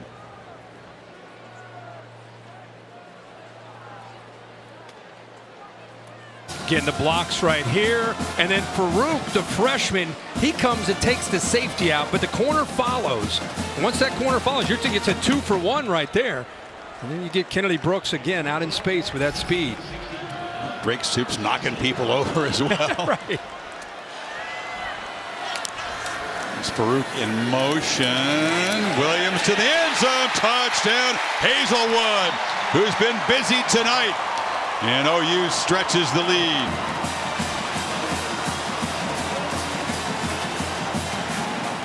The jet motion creates a one-on-one and a nice throwing window. How about the accuracy by the freshman? Just steps and throws a laser right in to Hazelwood, who gets to the inside of the corner. And every throw he makes, you're just, wow. Just the accuracy, the tight spiral. Kid is on a mission. He was in the zone tonight, that's for sure. And that was huge. TCU couldn't cut into the lead. First possession of the third quarter, and OU comes right back, and now they're up 17. And Chris, this jet motion, watch the defensive secondary react to it. Right here, you get a safety come down, and when he comes down, right behind him, look at that window, right tight window, makes that throw in there between the safety and the corner. That's beautiful. Look at his eyes. I mean, he's got his mouthpiece hanging out. I mean, he's just hanging out here. He's just playing backyard football. That's his thing. He never actually puts the mouthpiece where it's supposed to go. He always plays with just kind of nibbling on one end of it. It's working for him. You and I have been doing this a long time. Once in a while, a young player comes through that you just kind of feel like it's just got a different feel, a different vibe to it. And Caleb Williams last week, I think a lot of people thought, okay, he stepped in. The defense didn't prepare for him. He's had a week long to deal with the pressure. How's he going to handle it this time? Same story. He had a better feeling. I wasn't so sure, Kirk. I thought that, you know what, the heroics in Dallas, that was great, but now it's a new role for him as a starter. You got all week to prepare, and he has silenced anyone who doubted what happened last week wouldn't continue tonight. The reason I felt confident was because of how he handled the moment. It wasn't just the throws. It was the poise that he played with last week. And Davis knocked down at the 20-yard line. Aerial coverage, again, brought to you by Goodyear, making the plays that move you forward. Goodyear, more driven.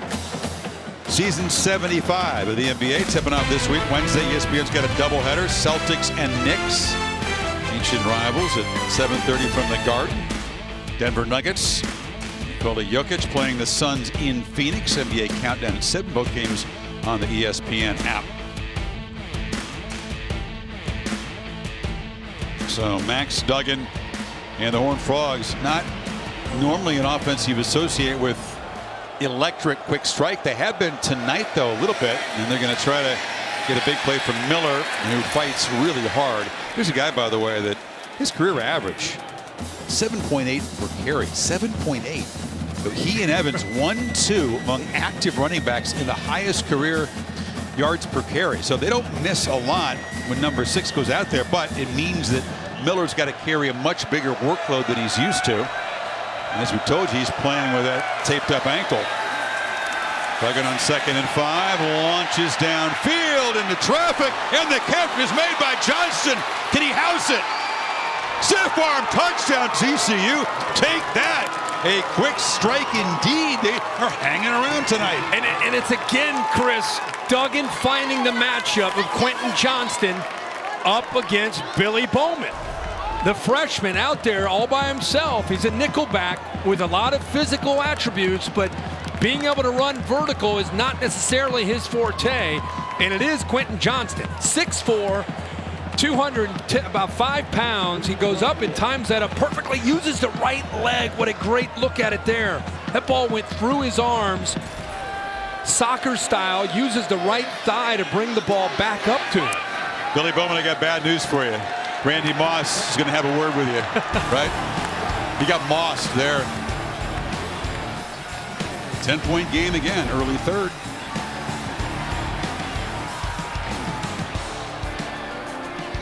Coach is still singing game on, and this still is a game on. Watch the catch right here. He's using a bunch of body parts. Bowman takes the swipe to distract him. It's off the thigh. Eventually holds on to it. Incredible look at it right there.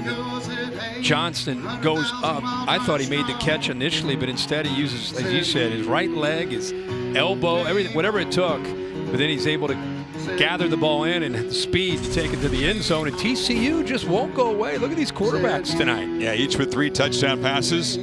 Kind of expected this from Williams.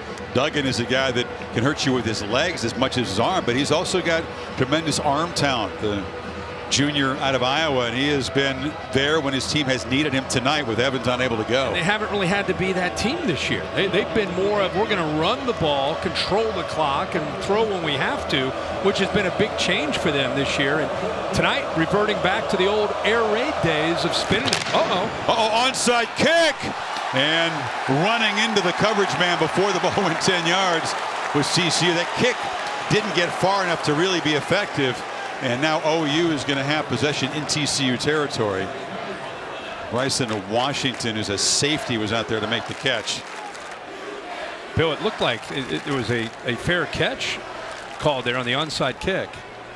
Yeah, he waved for the fair catch, and he's going to get protection. Even if the ball hits the ground and pops up, that's still considered. Interference. Kicking team, number 24. 15-yard penalty. First down, Oklahoma. Darrell Reynolds, that was quick thinking to wave the hand for the fair catch on the pooch kick there. It sure was, and it was an excellent call by the officials, too. And I think it's an excellent call by the Oklahoma special teams. You know, they're familiar with Gary Patterson. Hey, guys, get ready. There's the fair catch. They were ready, sitting there, waiting for that. Not caught off guard at all. And I guess Gary's thinking, listen, the way Caleb Williams is playing, Kennedy Brooks, they're going to move the ball down the field anyway. Let's take a chance. Yeah, try to steal a possession there. Yeah. But instead, Williams is set up at the 33. You got a very hot quarterback with a short field. And he's going to dump it down. Brooks catches it behind the line, and he is hauled down for a loss. Good looking play by Kendrick Van Zant, the safety. Well, that was really good job with the eyes on the ball by Van Zant. He's got Drake Stoops off of him. He gets away from that. Then he just locks in on it. Great open field tackle. Kennedy Brooks never had a chance. Really good look here. Kind of passes off on Drake Stoops. Keeps his eyes on that backfield in case the ball's coming his way, and it was. And then he explodes to the ball carrier. Van Zandt, a very talented high school quarterback and running back out of Henderson, Texas. Gary said, you come here, you're going to play defense, and he bought in. 2nd and 15. Williams climbs the pocket and throws to the end zone, and it's incomplete. Over the head of Michael Woods. He was defended by Caesar, and a late flag comes in. I thought he was going to get away with it, but the late flag does come in, and it could be another PI against this TCU secondary. He was grabbing onto his arm. C.J. Caesar grabbing on to the right arm of Michael Woods. Defense number 9, 15-yard penalty, automatic first down. Gary's scheme, he puts these corners on islands a lot. You know, I mean, that's part of what you're going to do. At the bottom of the screen, 9 against 8, gets a hold of the jersey, grabs onto the arm. I mean, it was a lot of contact there. You could see him even wrapped around the arm. Carter's been flagged, and now it's to Caesar. Had him on there. That's been really their only way of preventing a lot more big plays than have happened for Oklahoma. Third PI. First down now. Play action. Williams steps up, delivers across the middle, and it's Willis. A tough H-back who's so often an effective blocker gets a chance to make a catch. Watch him climb the pocket, Chris, and he's almost off balance as he throws this ball. He feels that pressure, steps up. He's kind of falling a little bit to his side, but look at the accuracy and the flip of the wrist on that football. Right where it needs to be to Willis. Beautiful. I love that as a young quarterback, he doesn't want to go to his right, go to his left to try to get at the outside. He's climbing that pocket. It's just beautiful.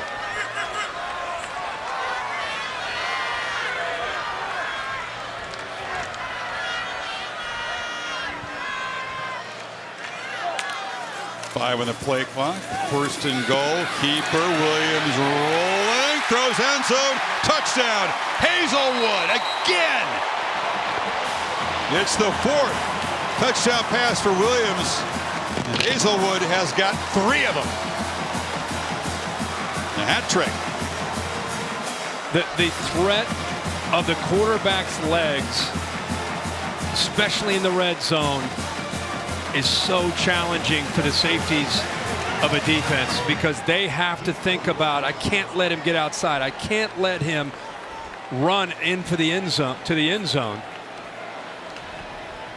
No dominant receiver on this team. It's not the CeeDee Lamb, Marquise Brown kind of thing. They really spread the ball around, and tonight it's Hazelwood's night. Yeah, he's going to play action here and then get to the outside. But what I'd love for you to do is watch the reaction of the TCU defense. There's the play action. Now we got the quarterback run, and look at this entire group of defenders, what they're worried about.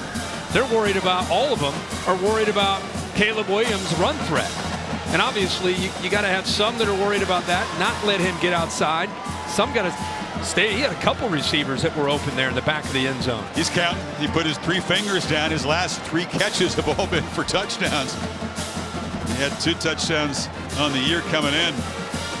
Again, we've seen a lot of smiles from number 13 tonight. Just tell me the last time you saw a true freshman quarterback quarterbacking a team that's 4th in the country, and after Iowa's lost, they're moving up to 3 at the very least, that had that much confidence and just an aura around him. Trevor Lawrence comes to mind. But I don't know if he had that, though. Really? Trevor was obviously a dynamic player, but I don't know if he had, like, the whole team is responding to him. It's not like, well, we're going to put in the freshman quarterback and just see how we do with him in there. No. The team has changed because of him. I can't remember a guy. We'll talk more about what that means down the road. You showed a quick shot of Spencer Rattler, who's just been a spectator tonight watching the freshman dazzle the folks. All-State bus is here. Curtis piloting things. What's your All-State celebration moment? It's got to be Baton Rouge, LSU. Congratulations to the Tigers. They've been backed into a corner. A lot of people doubting them, including me. Did they have any fight left in them? They sure did, man. Unbelievable effort. Coach O had them ready. LSU back and forth with the Florida Gators, and they take advantage of playing in Baton Rouge and get a big win. Inspired performance throughout. Sure was. Aaron Davis priced 287 on the ground today. That's a school record that Leonard Fournette held. Shattered. Dave Barber around left end. TCU once again down by 17. It really creates urgency every time the Horned Frogs get the football on offense. So one thing that that you'd like to think about if you're TCU is that you at least have a quarterback that's played for 3 years. You got 9 minutes to go in the third quarter. So much time in a game like this. Offense is not even close to panic mode. Just let your quarterback keep making plays. Duggan has time, is flushed, and makes a cut. You can almost see he didn't have typical explosiveness. He's playing on toughness out there. Makes the first down. Yeah, without a doubt. Without a doubt. The foot injury has slowed him, but it's not slowed down his heart and desire. And in a play like that, just finding the sticks, scramble, instead of throwing it away, pick up the first down. Mention his heart. Of course, folks might remember he had that congenital heart defect. It was detected last year when they did a COVID check, and he actually only missed one game, but a very scary situation for him. Under pressure there, just throws the ball in the ground. Holly? Chris, you're right. During COVID testing, he went in for standard EKG, and they discovered this problem in his heart. It's called Wolff-Parkinson syndrome. It's where your heart electrical rhythm misfires. So 4 weeks before the season, he had to have a procedure, and it was really scary. A catheter up his groin all the way into his heart to burn out that electrical current. And 4 weeks later to the day, he was back on a football field. That's how tough this kid is, and that's how much he loves football. Yeah, he comes through. He's kind of a quiet guy, but I enjoyed talking to him yesterday. And I'm just glad that he's able to go tonight. Down the middle, drops a dime, and the catch made by Barber. And they're right back threatening again. Yeah, what? Too high safety. You're going to get a safety back here, a safety here. So you got to get a receiver down the middle of that defense. See Pat Fields back there, 10 dropping. Throw that on a rope, just like that, over top of the linebackers. They got 27 playing fast. Another accurate throw. Another first down. It's Savion Williams inside the OU 25. They got the Sooner defense scrambling here, Kurt. They're going tempo, and again, you got a guy that's played a lot of football. He's been in these kind of games in the Big 12. Miller back in there, runs to his left, and he is slammed down hard. Perry and Winfrey is just a force in the middle.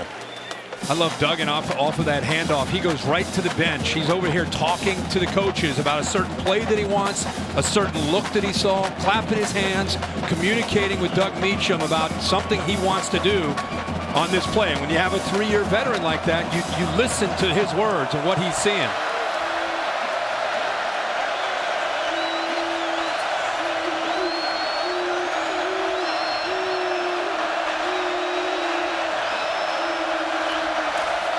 Miller accelerates and it just shows that leg drive. And he's down near the marker, just outside the 15, third and short. Just an embarrassment of riches for TCU in this backfield with Zach Evans, who's one of the top backs in this conference, and of course he can't play tonight. So we've seen a lot of Miller, and we've seen his speed. But what I love to see is lowering that shoulder and not afraid to pick up those tough yards like that right there. Miller's touchdown came as a receiver. He's also been an effective runner. He's got it again. First down and slams down inside the 10. Royals stopped him, but it's first and goal.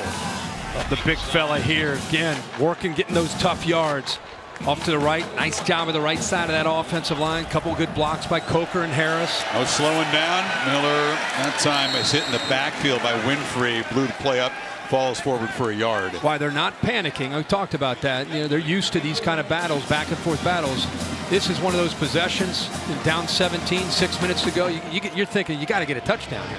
They've got to put the touchdown up on the board. They cannot be settling for a field goal here. Well, they got Savion Williams to the left.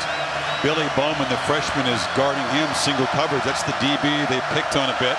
I love the matchup up top with his size of Quentin Johnson against Davis. Foster in the backfield on second and goal. Dug in, pressured, flushed. Isaiah Thomas got there in a hurry and messed the play up. Incomplete as he tried to find Johnston.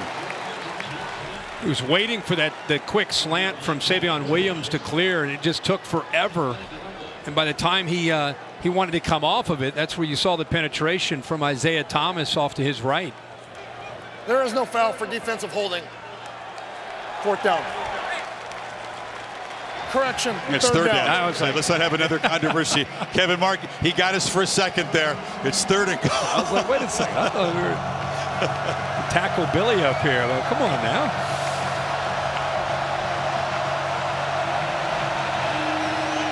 I know it's a low percentage throw, but it's 6'4". Quentin Johnston and Jaden Davis at 5'9", 5'10". It's a one-on-one matchup. It's up there at the top. Right up here. A safety backs up to help. DeMercado in motion, empty backfield, four-man rush. Duggan is flush, makes a cut. He gets sandwiched short of the goal line. Benito again stopped him. They'll need 4 on 4th down. Well, Alex Grinch has to be very happy with his defense. With that motion, you had 4 receivers off to the left of Duggan, but they passed it off very well. Those inside receivers took it away. Instead of looking to the right, the one-on-one matchup that I thought he would go to, instead he looked left to the 4 receivers. All of them covered, and he just had to take off and bail. He didn't want to, but Patterson's going to settle for the chip shot attempt from Griffin Kell, a 21-yarder to make it a 14-point game. TCU drove it 71 yards in 12 plays. Not what they're looking for, but they're still within 2 scores.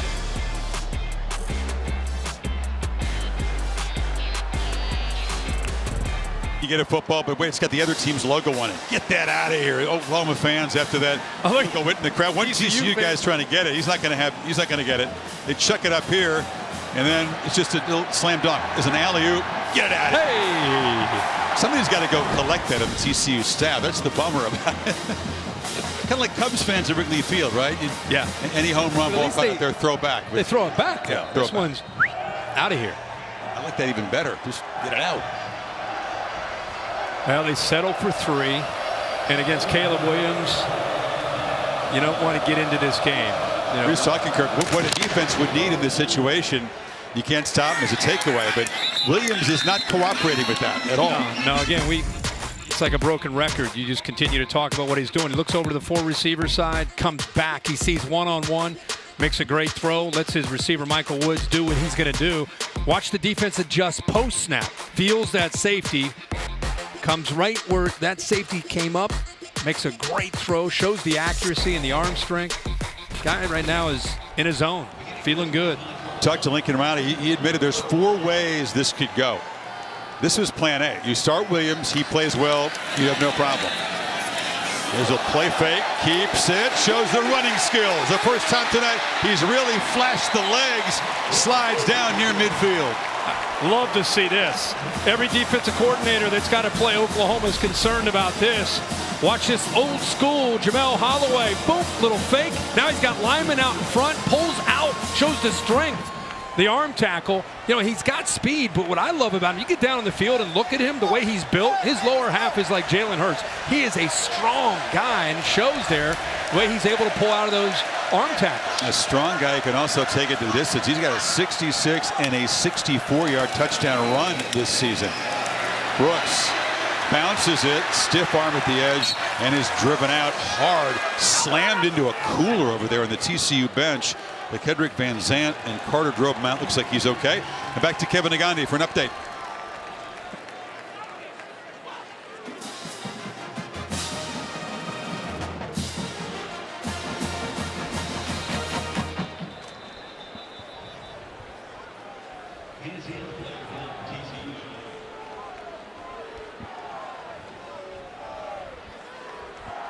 Hey, Kevin, did you see it? Did you see that Eli was trolling Peyton? Oh, yeah. On Twitter this week about going back and forth, how Peyton didn't have the guts to show up and like participate in calling the game. I saw that. I saw that.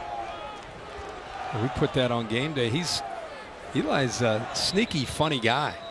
He is. I think that Cooper might be the funniest of the players. Yeah. I mean, he's leader in the clubhouse. Peyton's a brilliant actor, but you know, Eli is sneaky funny. You're right. He is. Dry. So football going to be in TCU territory. That was Van Zant, who was slow to get up. All right, I'm going to make a comment because Bear said it in my ear, and I happen to agree with him. I want to ask you this. Who right now is your Heisman top 2 or 3 guys? Because every guy from August is gone, other than Bryce Young. You want to say Matt Corral at Ole Miss? Whoever you want to say. I'm just going to say this. Is Caleb Williams maybe all of a sudden become, if he keeps playing like this? Easy, Kurt. No, I'm just, who's a Heisman candidate? Well, who is the Heisman? I think you mentioned one of them at Ole Miss. His team's going to go 9-3. Yeah. I mean, it's possible to win it with 3 losses. And Tebow, they didn't light things up. Williams, why not just toss it downfield to Woods? No, couldn't come up with that one. The ball was kind of tailing away late. Oh, no, it's not tailing away late. That's perfectly thrown football. It was moving outside. Yeah, that's what you want to throw it. 4 yards from the sideline, away from the defender. Nice route by Michael Woods. He goes, look at this ball. Perfectly thrown. That's a touchdown. Progressive pylon cam showing it. Michael Woods is a very, very talented receiver. He'd love to have that one back. That would have added to his Heisman campaign there, Chris. OU facing a 3rd down for the first time here in the second half. I mean, we've never seen anything like it. A guy who didn't start the first 5 games and then came off the bench. I mean, why not this year? It's been wacky. It's a year. I mean, who are you going to throw out there? You know, I mean, there's nobody. Forget Caleb Williams. There's just nobody right now that's emerged to become that guy. Usually, you know, you get to mid-October, early November. It's a very, very different race from a year ago where the top players are very established. Yep. Sunday NFL Countdown. Speaking of Heisman guys, Kyler Murray and the 5-0 Cardinals. Talking about them without Kingsbury against the Browns. And then Bills and Titans, 8 o'clock at ESPN. You still a Titans guy? Yeah, as long as Braves is there. I lived there 10 years, right. So I grew up a Bengals fan, and it can be a tough franchise to get behind. But you talk to the Jets fan that lives in my household. But I love their coach. With her. I love Zach Taylor. I love Joe Burrow. So they're an easy team to pull for. By the way, getting a few texts on Kenny Pickett, Pitt's quarterback. Exactly. He's got to be up there near the top, right? Man with 2 gloves. He was pitching it around very well for the Panthers. Good call. Pitt Clemson next week. Good ball game in Pittsburgh. Williams on 3rd and 3, keeps it, breaks the tackle, shows that upper body strength. Winter's got him down, but just bounced off a man, Bradford, who couldn't get him to the ground. And I'm not saying this just because his name is Stoops, but he doesn't make a lot of receptions. But Drake Stoops, if you want to watch a guy who's going to give you everything he's got blocking, 12's a guy.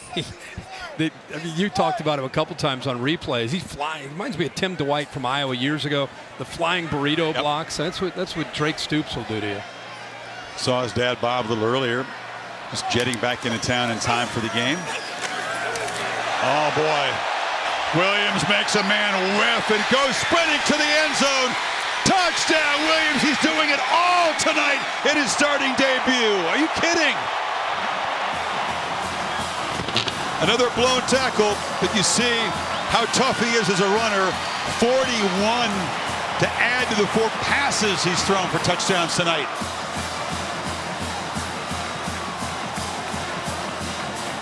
You can only dream about this kind of debut as a starter. I mean, you can only dream about what he did, last week. And he acts like, you know what? This is exactly what I've imagined since I'm a little kid. This is exactly what I've expected ever since I got to Norman. Well, watch this read. Instead of reading the end man of the line of scrimmage, he's going to read the inside man, Patrick Jenkins, right here. And it's real simple. What does he do? He's going to take the ball carrier. So 91 takes Kennedy Brooks. He comes off of that, makes a guy miss. He's dangerous when you come in from the outside. And then it's downfield blocking. Look at the blocks. Anytime a back or a quarterback makes a run like this, you have to have an assist. Trevon West does a good job. Other receivers downfield.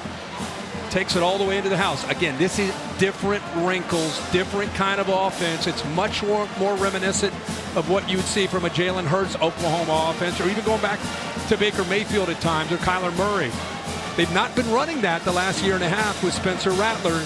Now with the athletic ability of Caleb Williams, they open up the entire playbook, and it makes it that much tougher to defend the run and the pass.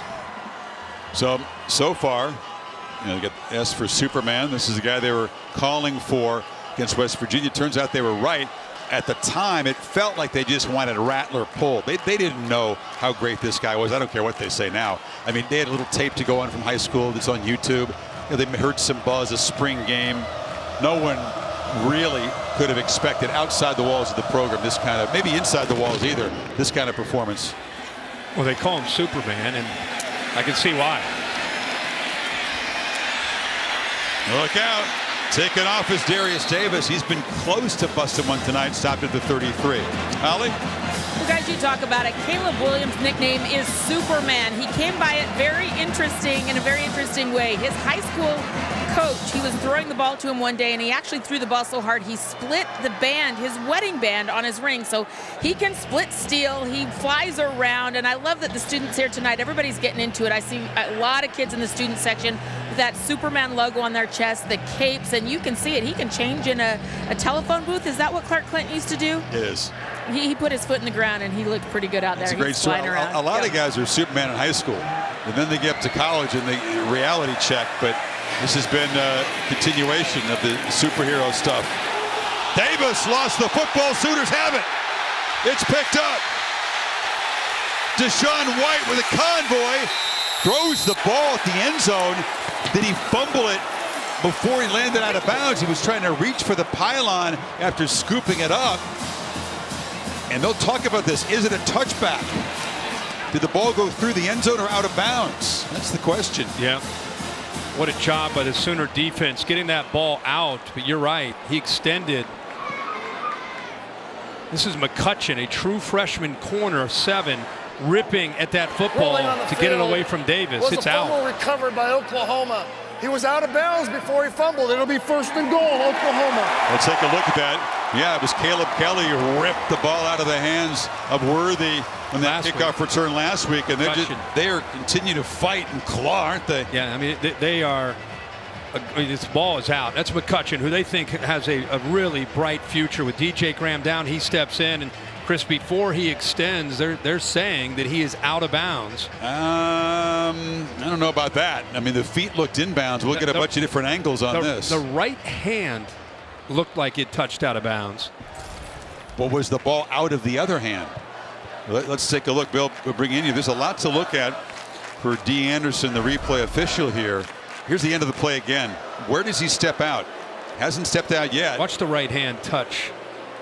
Yeah, the ball is out, though, before the hand hits down. I think, Bill, they're going to have to judge this to be a touchback. The first part of the play was a fumble. That's the easy part. Down here at the goal line, that hand is not down when he loses control of the ball. So that ball stays live, goes through the end zone. We have a touchback. Yeah, that's one of those plays. You see this guy, he's trying to make a heroic play and score by putting the ball on the pylon, but it comes out of his left hand, I think, before the right hand hits, which would nullify this scoring opportunity and give TCU the ball back. I think our sideline shot. Yeah, ball's out, hand down right there. Out, yep. Where's the pylon can comes into play here because that's a White's helmet right there. Hand hits it. You can understand why it's tough to see this live, and this is a great use of replay. Oh, it's clearly out. Yep. Boy, Kirk, instincts take over. You're trying to do what you've seen guys do in the highlight reel, right? Reach out, get that ball in the pylon, and instead, it's going to cost OU a chance to stretch this lead. That could have been the knockout punch. Well, meanwhile, as a linebacker, how many times do you get a chance like that? That could be the play of his career, you know, as far as the excitement of it, and he wants to get it all the way to the end zone. No, I hear you. No doubt about that. I mean, that's a dream. The ball is ripped free. You get a chance to score a touchdown. And after further review, the runner was not out of bounds. He fumbled the ball through the goal line. It'll be 1st and 10 for TCU on a touchback. Clearly the correct call. White still made a great effort, but instead of padding this lead and perhaps providing the knockout punch late in the 3rd quarter, TCU will get the football back, still down 21. Just loved how attacking OU's defense was. Big time. Ripping that ball out there. Yeah. Kelly's play won't be forgotten when they talk about the Red River rivalry forever, as a 6th-year senior who ripped the ball out of Worthy's hands. And that was a play when the game was tied. OU took the lead on a Brooks run, the play right after that. There's the catch made by Foster, who worked his way downfield. And it's a first down across the 30. It's going back to last week. Critical moment in the game after the big touchdown. He never should have brought it out. Yeah, but he's trying to make a play as a young player. Had more chances after this to make some plays, but always excited to see Caleb Kelly, a guy that's been through so much here in Norman, have a chance to make a deciding play in that football game. Duggan has protection and a man wide open. They just peeled away and left Quentin Johnson, of all people, open, and he fights inside the 40. There are a lot of holes in coverage these last 2 plays, and Duggan's had enough time to be able to capitalize on that. You see 2 defenders go downfield with him. It's the thing that's driving Alex Grinch crazy with this defense. You know, that's not the way it's designed. You're not going to have a receiver go downfield and 2 guys go with him. And Duggan feels that, sees it, and takes the easy throw underneath for the first down. And Johnston, again, back off the injury. 6 catches for 160 yards tonight, a couple of scores. Final minute of the 3rd quarter, and they hand it off to Barber. Great pursuit. Sooners spin him down. They had him trapped behind the line. Barber able to dive for a short gain. Yeah, Key Lawrence gets in there. He's a young man who transferred over from Tennessee. He's in tonight for Turner Yell, and they feel that he has a really bright future here for this Oklahoma defense, but still just kind of learning this scheme, still kind of feeling it out. But that time he didn't hesitate. Duggan, nobody there, just fired at the feet of Foster as the Sooners had that screen sniffed out. 3rd and 9. And they got him one time on that screen for a touchdown, for the first touchdown for the Horned Frogs, and since then they've done a pretty good job of sniffing it out with the defensive line, chasing it from the inside out. 2 plays bigger to get the 9 yards here. Miller is back in the game.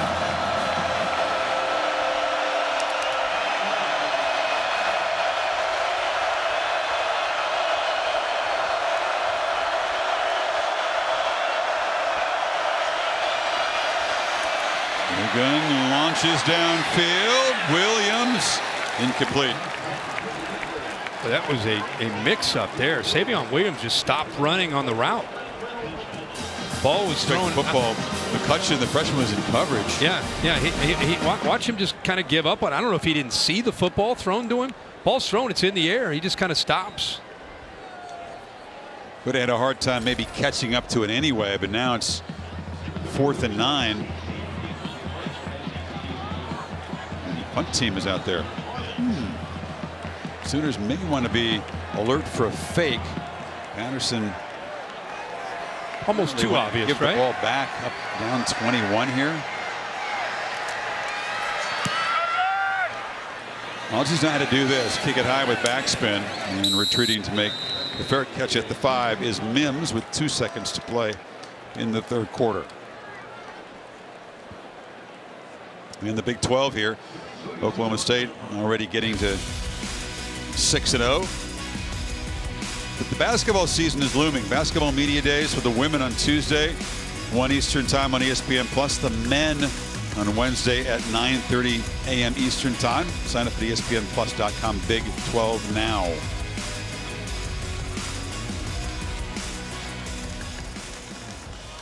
Surprised you didn't go for it on 4th? Yeah, absolutely. I am too. I mean, you're 3 scores down. You haven't stopped them. I guess you're hoping your defense can make a play here with Williams pinned back. You wouldn't bet against OU going 94 yards for a touchdown in this possession, though. And that is the final play of the 3rd quarter.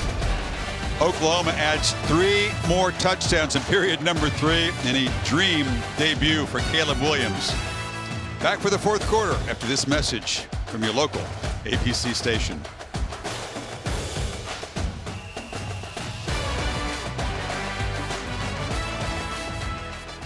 High above what they call the Palace on the Prairie.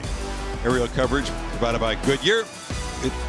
you for every mile on the road to greatness. Goodyear, more driven. Beginning of the final quarter. Oklahoma protecting a 3-touchdown lead. It's become a familiar ritual for Lincoln Riley to gather the team at the end of the third quarter in one big huddle and exhort them, demand that they not let their focus go. And Williams in traffic. You know, Oklahoma fans know that they can come from behind. No lead for the opponent is safe, but no Oklahoma lead is safe either. They've let some big leads slip away in recent years. Yeah, and Lincoln Riley pulled them again, like you said, at the end of the third quarter, just trying to keep their attention, keep their focus. He wants to finish all the way to the end of this quarter. Complete game. It's a different energy, man. We've been around this team now 3 times over the last few weeks. Completely different team. Not offense, team. Second half last week, tonight for 4 quarters. On third down, Williams just bounces it outside. Does a spin. Here comes a flag. D. Winters got him to the ground. He gained first down yardage, but it's going to be a hold on the Sooners. Yeah, Braden Willis on the edge there. Holding. Offense number 9. Half the distance to the goal. Repeat third down. That's a great point. We were here for West Virginia, which is the most recent home game before this one. Yeah.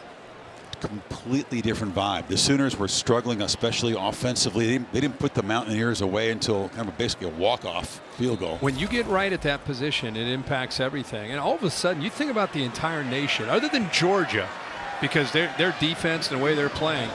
Like, you talk about must-see television right now. I would say that Caleb Williams, for people that have watched him last week in Dallas, tonight, everyone's like, who are they playing next week? Like, everybody's going to want to watch Caleb Williams and the Sooners right now. Saw a shot of Rattler, who's cashed in on the name, image, and likeness stuff. He's got a lot of deals, free truck, free car. And, you know, people were saying he was going to be perhaps the top draft pick. The odds makers had him. The preseason Heisman favorite. I mean, how much has changed in 2 weeks? And what about him? I mean, we talked about the 4 different scenarios. Williams starts and struggles, or starts and does this. Rattler starts and succeeds, or starts and struggles. Obviously, it's been the dream scenario for Riley and this team, but not for Rattler. No. What of him going forward? Turk's punt is a good one, and it drives Davis all the way back to the 31. He's got some room, though, to gather speed and jets across midfield. So TCU with 13 minutes even to play. We'll try to go to work and cut into this deficit.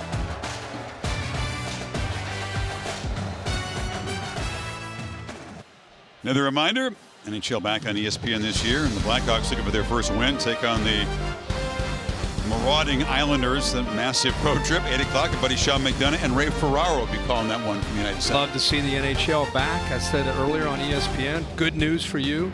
The Columbus Blue Jackets beat the Seattle Kraken tonight 2-1 in overtime. Patrick Laine with the game winner in OT. So you kind of 2-0, by the way. You've been a loyal Blue Jackets all the way. More than Predators, right? Yeah, all the way from the beginning. Some lean years. Expansion team. You're an Avalanche fan, right? The Blackhawks fan. Both. Oh, you got them both. You got both covered. I got it. Childhood team, and then like adulthood team. Uh-oh. Miller breaks free. Still running hard here. Excuse me. That's Mari DeMarcado, not 33, but 3. He's the number 4 guy in the depth chart. He's still a skilled back. They have great depth in that position. They've needed it. With Zach Evans down, TCU will continue to fight. Gary Patterson coached team down big here in the 4th quarter. They're thinking about trying to get that quick score and get a stop.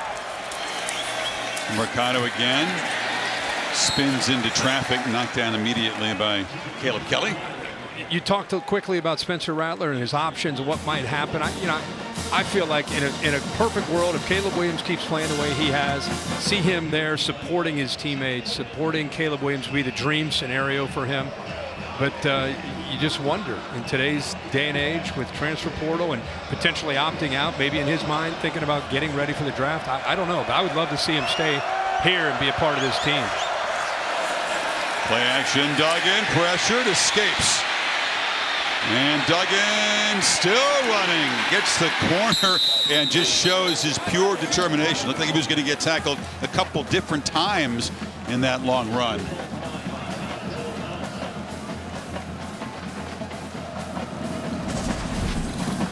Davis, Mel Kiper in the draft had him second in the draft board preseason, 25th and dropping. Listen, I mean, you can say be a good teammate, but when you're draft eligible in your last year, I mean, you're thinking about the next stage of your career and living a dream and playing in the league. And every time you don't play and sit behind a freshman, Kirk, you got to believe his stock is going to drop. Dug into the end zone, leaping play, stolen for a touchdown. Quentin Johnson just went right up over a man and took it away.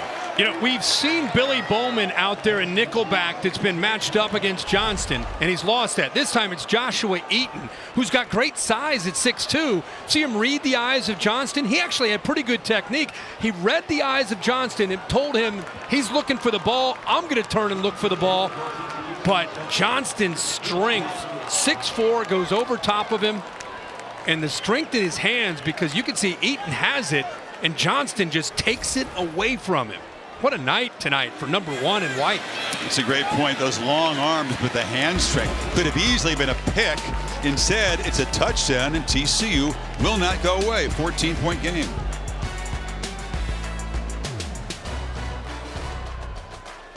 Saturday Night Football on ABC is presented by Capital One. What's in your wallet? Call that a Sooner swirl. I'm all right with my regular beverage. Quentin Johnson says, just give me the ball here. I'll take that. Clinic tape, though, on the corner. This is great technique. Eaton sees the eyes looking for the ball. That's when it signifies, I got to look for the ball. Everything's perfect. He goes up, high points it, interception. No, it's not, because of the strength of Johnston taking it away. But I'll tell you, the young corner, Joshua Eaton, we haven't seen him in the last 3 games we've been here. Played that pretty well.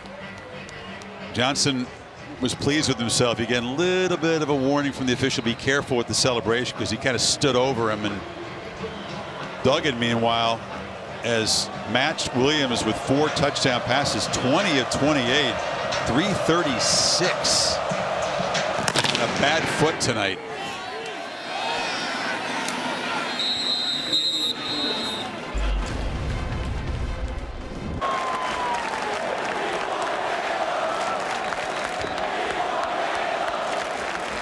Last time we were here, we won Caleb, and they got him tonight as the starter.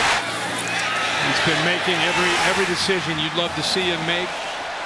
Again, I think it's more about the command, the confidence that he plays with. 18 of 21, carried the ball 9 times for that. He has that touchdown, 66 yards on the ground, and you're going to see Lincoln Riley be aggressive here as a play caller. It's Brooks. Big things can happen with the simple handoff to number 26. He's forced out. Yeah, because he knows his defense has been struggling to stop Duggan, who's got a career high for yards and touchdowns tonight. Yeah, this TCU defense is, all year because of the injuries. I don't know if anybody's been hit harder by the injury bug than TCU, and it's continued tonight. They're on the ropes right now, trying to do the best they can to hold on against the run game, and especially against Caleb Williams, hitting these creases in zone defense and beating man-to-man. Williams pulls it and will launch. And that's Hazelwood trying to come back and make the play. And Holly, what's the latest on the Horned Frogs' banged up defense? Yeah, guys, they were already without several starters tonight, including linebacker Wyatt Harris and free safety Bud Clark. Travius Hodges-Tomlinson has not played in the second half. We're unable to confirm what's wrong with him. He's just standing on the sideline with his helmet on. But LaKendrick Van Zant, who went out on that tough hit, he is back out on the field. But, guys, they're down a lot of people right now trying to hang on in this game. Should have been pass interference, in my opinion, on that last play. TCU catches a break. Brooks to the far left. Play clock winding down on this 3rd and 6 play. Williams got to hurry. And he did spot the play clock just in time and gets a timeout with 1 second to spare.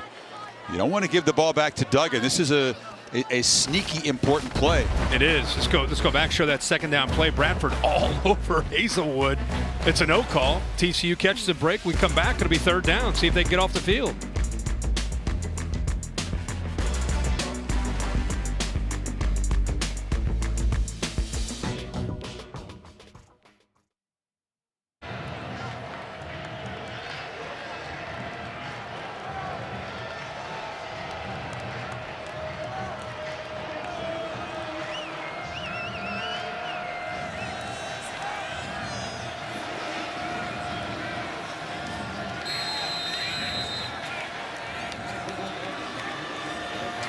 Crimson Tide hosting the Balls in Tuscaloosa next week. What's Patterson going to do here in 3rd and 6? Well, you just saw a blitz look from C.J. Caesar on that hard fake clap. They adjust, assuming he's coming. Looks like TCU's. Yep, he's still coming.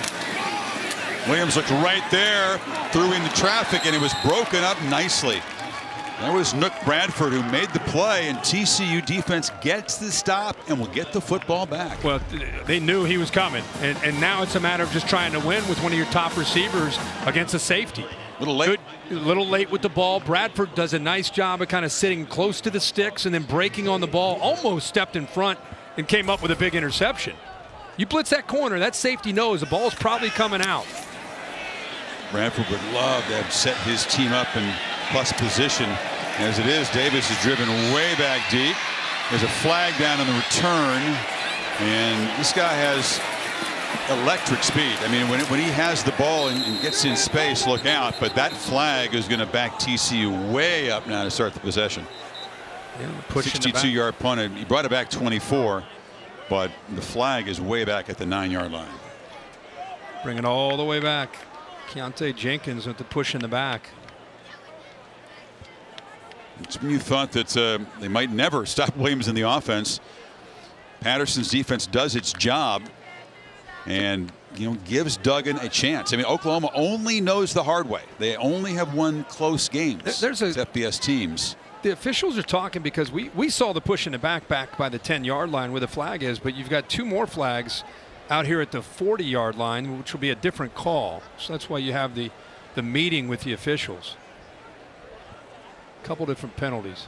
There are 2 fouls on the play. During the kick, holding receiving team, number 23. That penalty's declined. During the return, block in the back, receiving team, number 23. That's the one we that saw. Penalty being forced, half the distance to the goal, first down.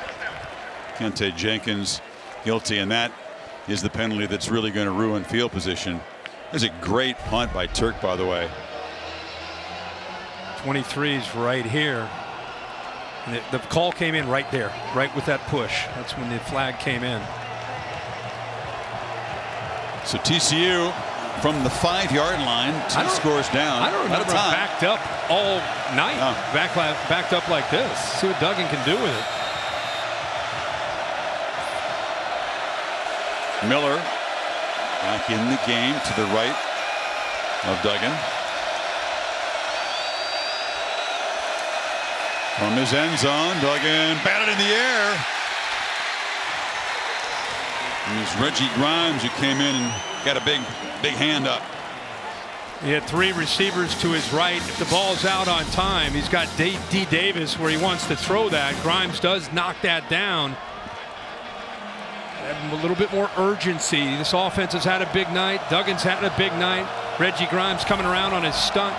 Good recognition by him to time that up and get his hands up to knock it down. Evans watching from the bench. Crowd's gotten back into it. And they absolutely swarm Miller. Webu there on the stop. 3rd and long coming up. Yeah, this defense knew it. How many times have we seen this quarterback, Max Duggan, under center? And he gets under center. That signifies, hey, they're going to go simple. They're going to keep it vanilla, keep it conservative. So we're shooting our gaps. Let's get upfield. Backers are attacking downhill. Let's make it tough on them to run the ball. Can't get conservative here, you'd figure, if they're trying to get the 9 yards and get a drive going. See if the Sooners bring pressure. Benito up the middle. He forces the quarterback out of the pocket. Duggan, can he get there with his legs? He shows his toughness. He gets a nice block on the edge, and they do keep the drive going. Miller was on the block there. I mean, that was a good job of getting away from Nick Benito. I thought it might be a tackle in the end zone. It could have potentially been a safety. That's what Lincoln Riley's fired up about. Nick Benito beat his man, and that's a hold that doesn't get called. But hey, got to keep playing ball. Max Duggan, good job of getting out of there, and great awareness to know exactly where he needed to go to get the first down. Hold in the end zone, of course, is a safety. You would have gotten the ball back. As it is, TCU trying to get the march going here. I think you're right. You use the word urgency, not just because they're down 2 scores. They've got to get quicker tempo here. Yeah, watch 11. He gets by. Watch the guard. He grabs on, tackles him, then he does the arms up. No, no, no. We're all good here. I didn't do anything. It worked. All good here.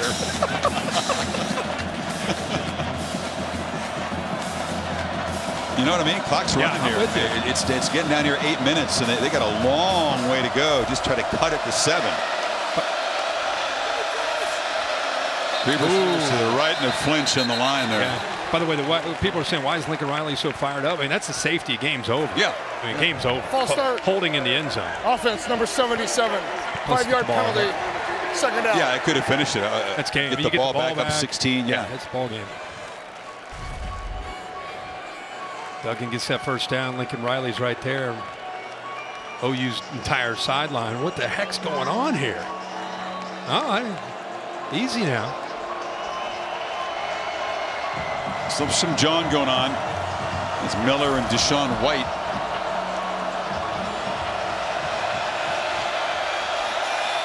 Second and 14 after the penalty. Foster makes a cut, gets back to the 19. It was an effective play. It makes it 3rd and more manageable now. Oklahoma's entire focus as a defense, let TCU run the ball, let them throw those short passes, keep everything in front of them. The last thing they want is Quentin Johnston, number 1, who's gotten behind him a few times. He's got 7 receptions, 185 yards and 3 touchdowns. You don't want one getting behind you.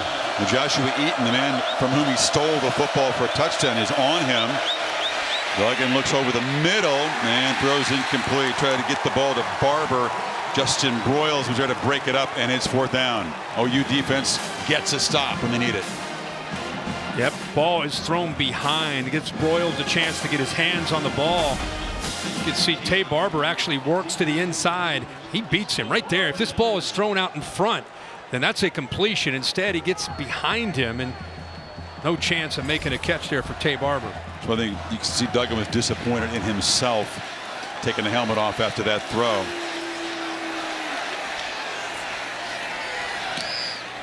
And the 28-year-old Aussie gets the boot away. And good coverage by the Horned Frogs. He was able to wrestle him down at the 31. Oklahoma trying to bleed the clock out. 6:54 to play, Norman.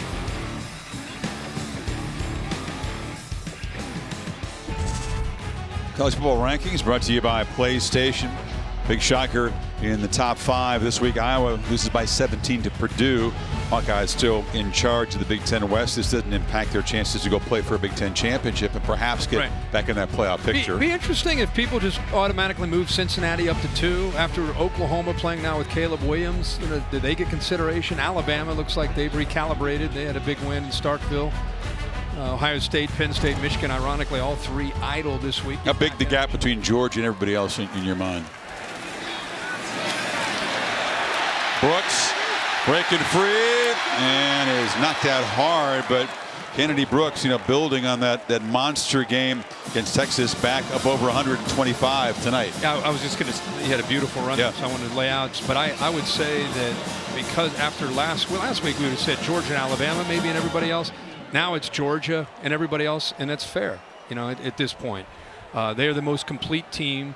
Their defense is one of a kind, and now they just got to keep building on that. But they're right now at a place on their own. Well, you do your rankings. Doesn't mean they're going to win it. Who are you going to put at number 2? I think I put Cincinnati up there. I think they should be up UCF. there. Yeah, I have no problem moving Alabama around. I think Oklahoma is going to move up. Brooks makes a cut and is hit hard again at the 35 by T.J. Carter. So you'd say Cincinnati over this Oklahoma team? Listen, Cincinnati has done what they needed to do. I mean, it's the group of 5 team. It's that group of 5 argument. They beat Indiana on the road. They beat Notre Dame on the road. You can say those teams aren't great. It doesn't matter. They beat Power 5 teams on the road.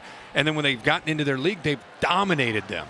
So they can't help who they're playing in their conference in the American. What they can help is how they handle them. And they have dominated Temple and UCF today. I mean, Cincinnati, it's hard not to have them up there.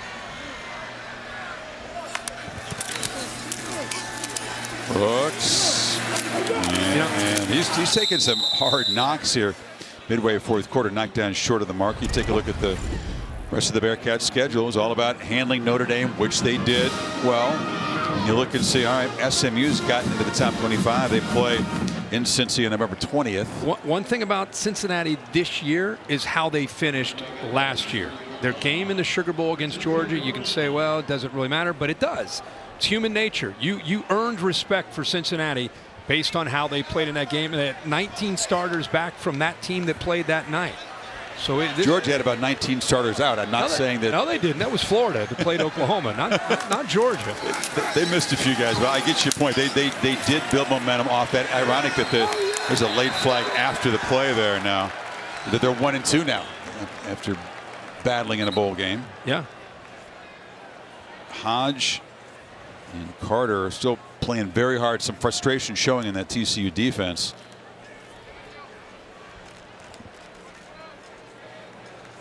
Carter's had a tough night. Penalized a couple times. That he may earn another one for removing the helmet.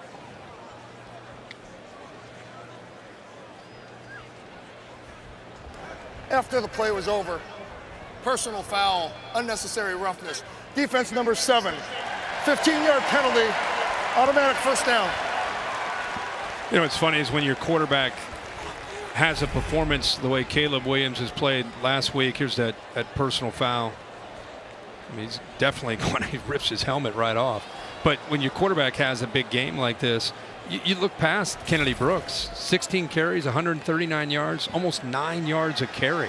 Telling you, as this season goes on and defensive coordinators coming up with ways to stop Caleb Williams, it's going to be as much about Kennedy Brooks and this running game that Caleb Williams opens up that they're going to have fits with. 9 yards a carry tonight for Kennedy Brooks. Sooner stretch run is worth talking about. And got Jayhawks and then Texas Tech. Those two should be pretty easy. Brooks slams ahead and will be wrestled down at the 10-yard line. I mean, they're going to be massive favorites at Kansas and here against the Red Raiders. Then they finally get a bye after playing 9 consecutive weeks. And then at Baylor. Remember they had the last time they recalled that big comeback. They were 21 down. Yeah, that was a great game. Going to Waco is the next game that makes you say, okay. The last 3, actually. Yeah. At Baylor, Iowa State at home. That Iowa State-Oklahoma is always a good game. And then Bedlam. You know, when Oklahoma State just keeps quietly winning and proving people wrong. Mike Gundy fired up, dancing this weekend after another big win. Remember, the Cyclones, the last team to beat Oklahoma, is 378 days ago in Ames. Breece Hall, late touchdown run. Oklahoma had a big lead in that game.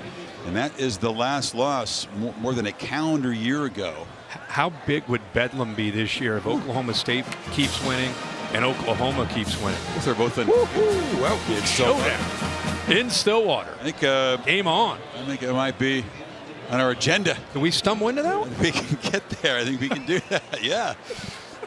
If you're up for it. I'm in. No rush here inside of 3 minutes. And we use the play clock on this 3rd and 4.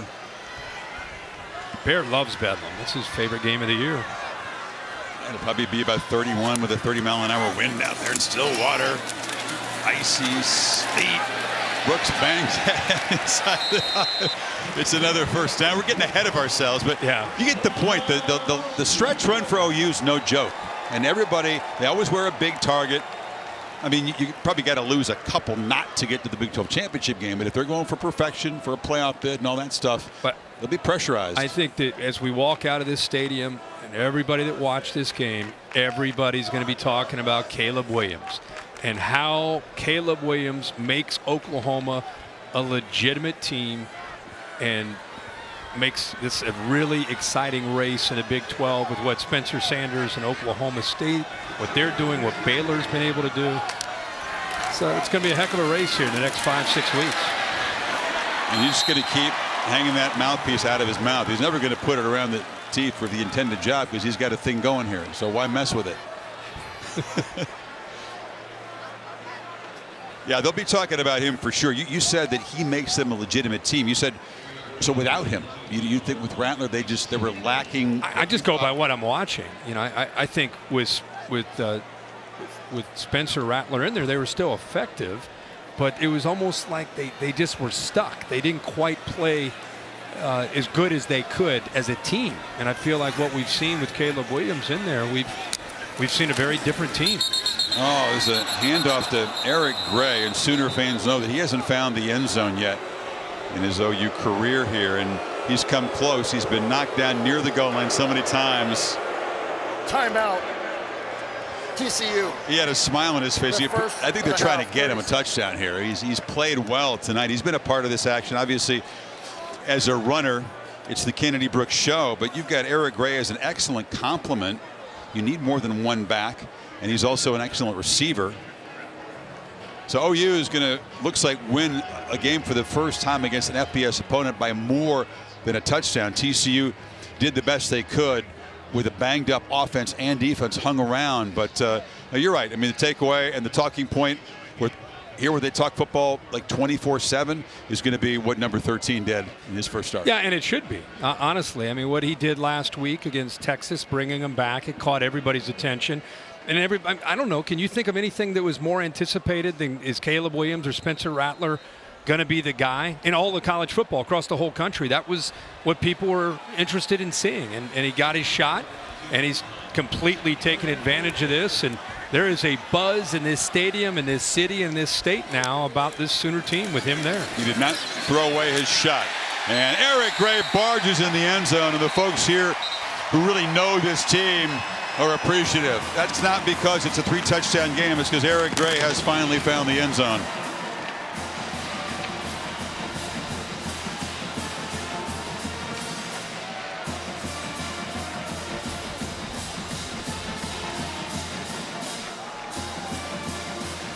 The Tennessee Volunteer was a very effective runner and receiver out of the backfield there. And his first touchdown for the Crimson and Cream.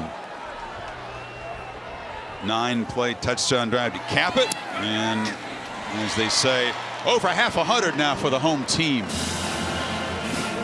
Gary Patterson not used to giving up 52 points. Good push up front. Again, keep throwing those bouquets at that offensive line. They've been playing much better football, starting to look like Oklahoma's Sooner offense. It's nice to see Gray get a chance to punch one in and get his touchdown. A lot of teams, you know, when you're trying to protect the lead, can't do what they just did. They just ran it all 9 plays of that drive.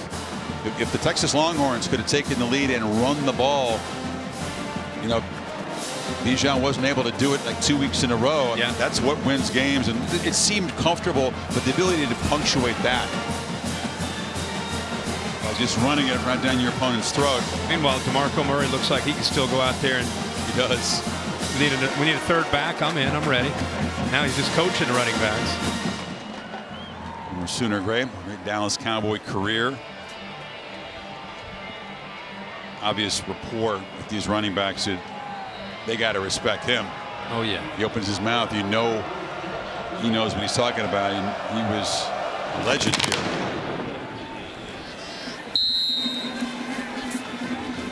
So OU is going to roll through Lawrence. They've won 20 in a row against KU. That's going to be 21.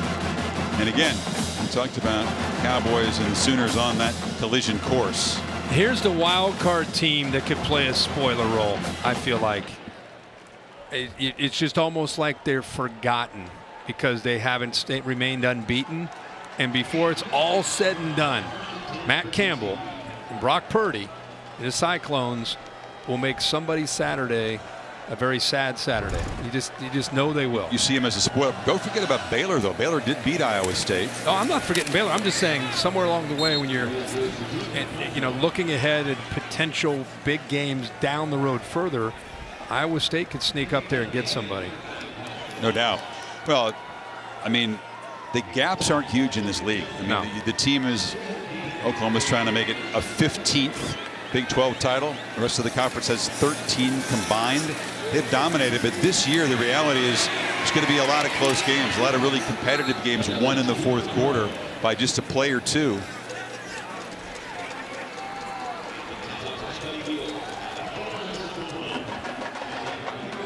Iowa State, by the way, a 13-point win over Kansas State tonight.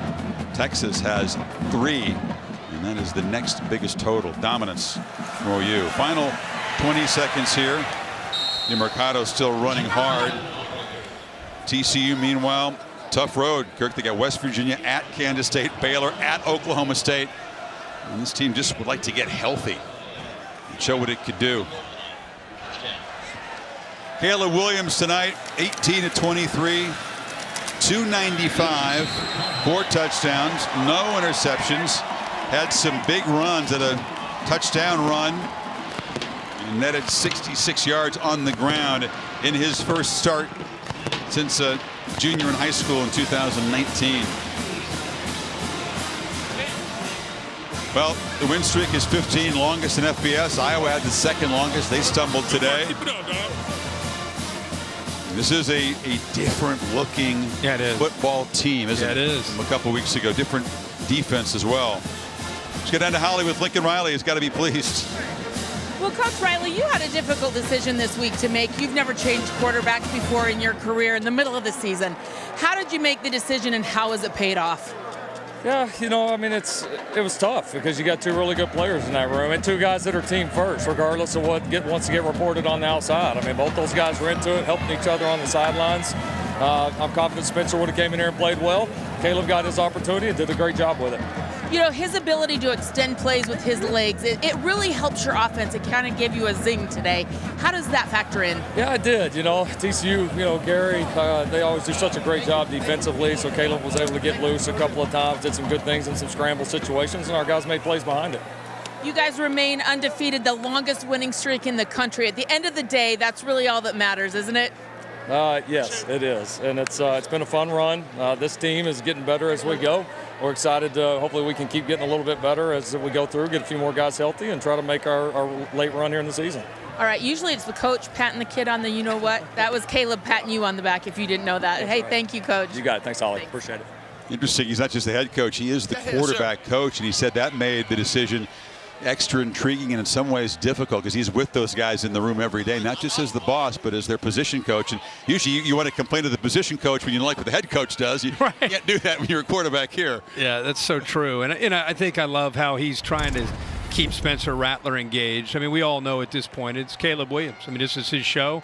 He took advantage of the opportunity. You could see what he did last week against Texas and the heroic comeback. And then tonight steps in as a starter here in Norman, his first home game. 4 touchdowns, no interceptions, and just it's a different feel. Hear what he said. Despite what the media reports are, he's asserting that Spencer Rattler is still a team guy. The team seems to be pretty united and rally behind Williams, but that continues to be a saga that will unfold with Rattler if he's going to be on the bench the rest of this season. A lot for him to think about. Well, it's to me, it's a no-brainer what you do, but I didn't grow up in 2021. You take your new role and you're there for your teammates, and you're there to support the starter, Caleb Williams. You hope he takes that route. This is a back shoulder fade, just an absolute beautiful throw where he's able to make reads. This is when the defense has to be concerned about the athletic ability. They lose sight of those receivers in the back in the end zone. Here he is reading the defensive tackle on a zone read game. Makes people miss. Gets downfield. He's got speed. He's got power. He's going to break tackles and has the instincts as a ball carrier to take it into the end zone. So he's a complete package. He's a great leader. Really everything you would hope to have at any offense would love to have. And right now it's Lincoln Riley, who's had a lot of great quarterback play here. His counterpart, Max Duggan, wanted the win. Will have to be satisfied with career highs throwing for 336 and 4 touchdowns. Pretty gutsy effort on an injured foot tonight. It wasn't enough as Caleb Williams in his first start. A little more subdued reaction than he had when he was leaving the Cotton Bowl. He's kind of growing into this role and very comfortable with it. And Oklahoma rolling along. Be very surprising if they don't get to 9-0 and head down that tough stretch, hunting for a playoff bid. Oklahoma wins it by 21. Tonight's game produced by Bill Bonnell, directed by Derek Mobley. Next week in primetime on ABC, Ohio State at Indiana, Arizona State and Utah playing right now on ESPN. Local news except on the West Coast for ABC. So long from Norman, Oklahoma.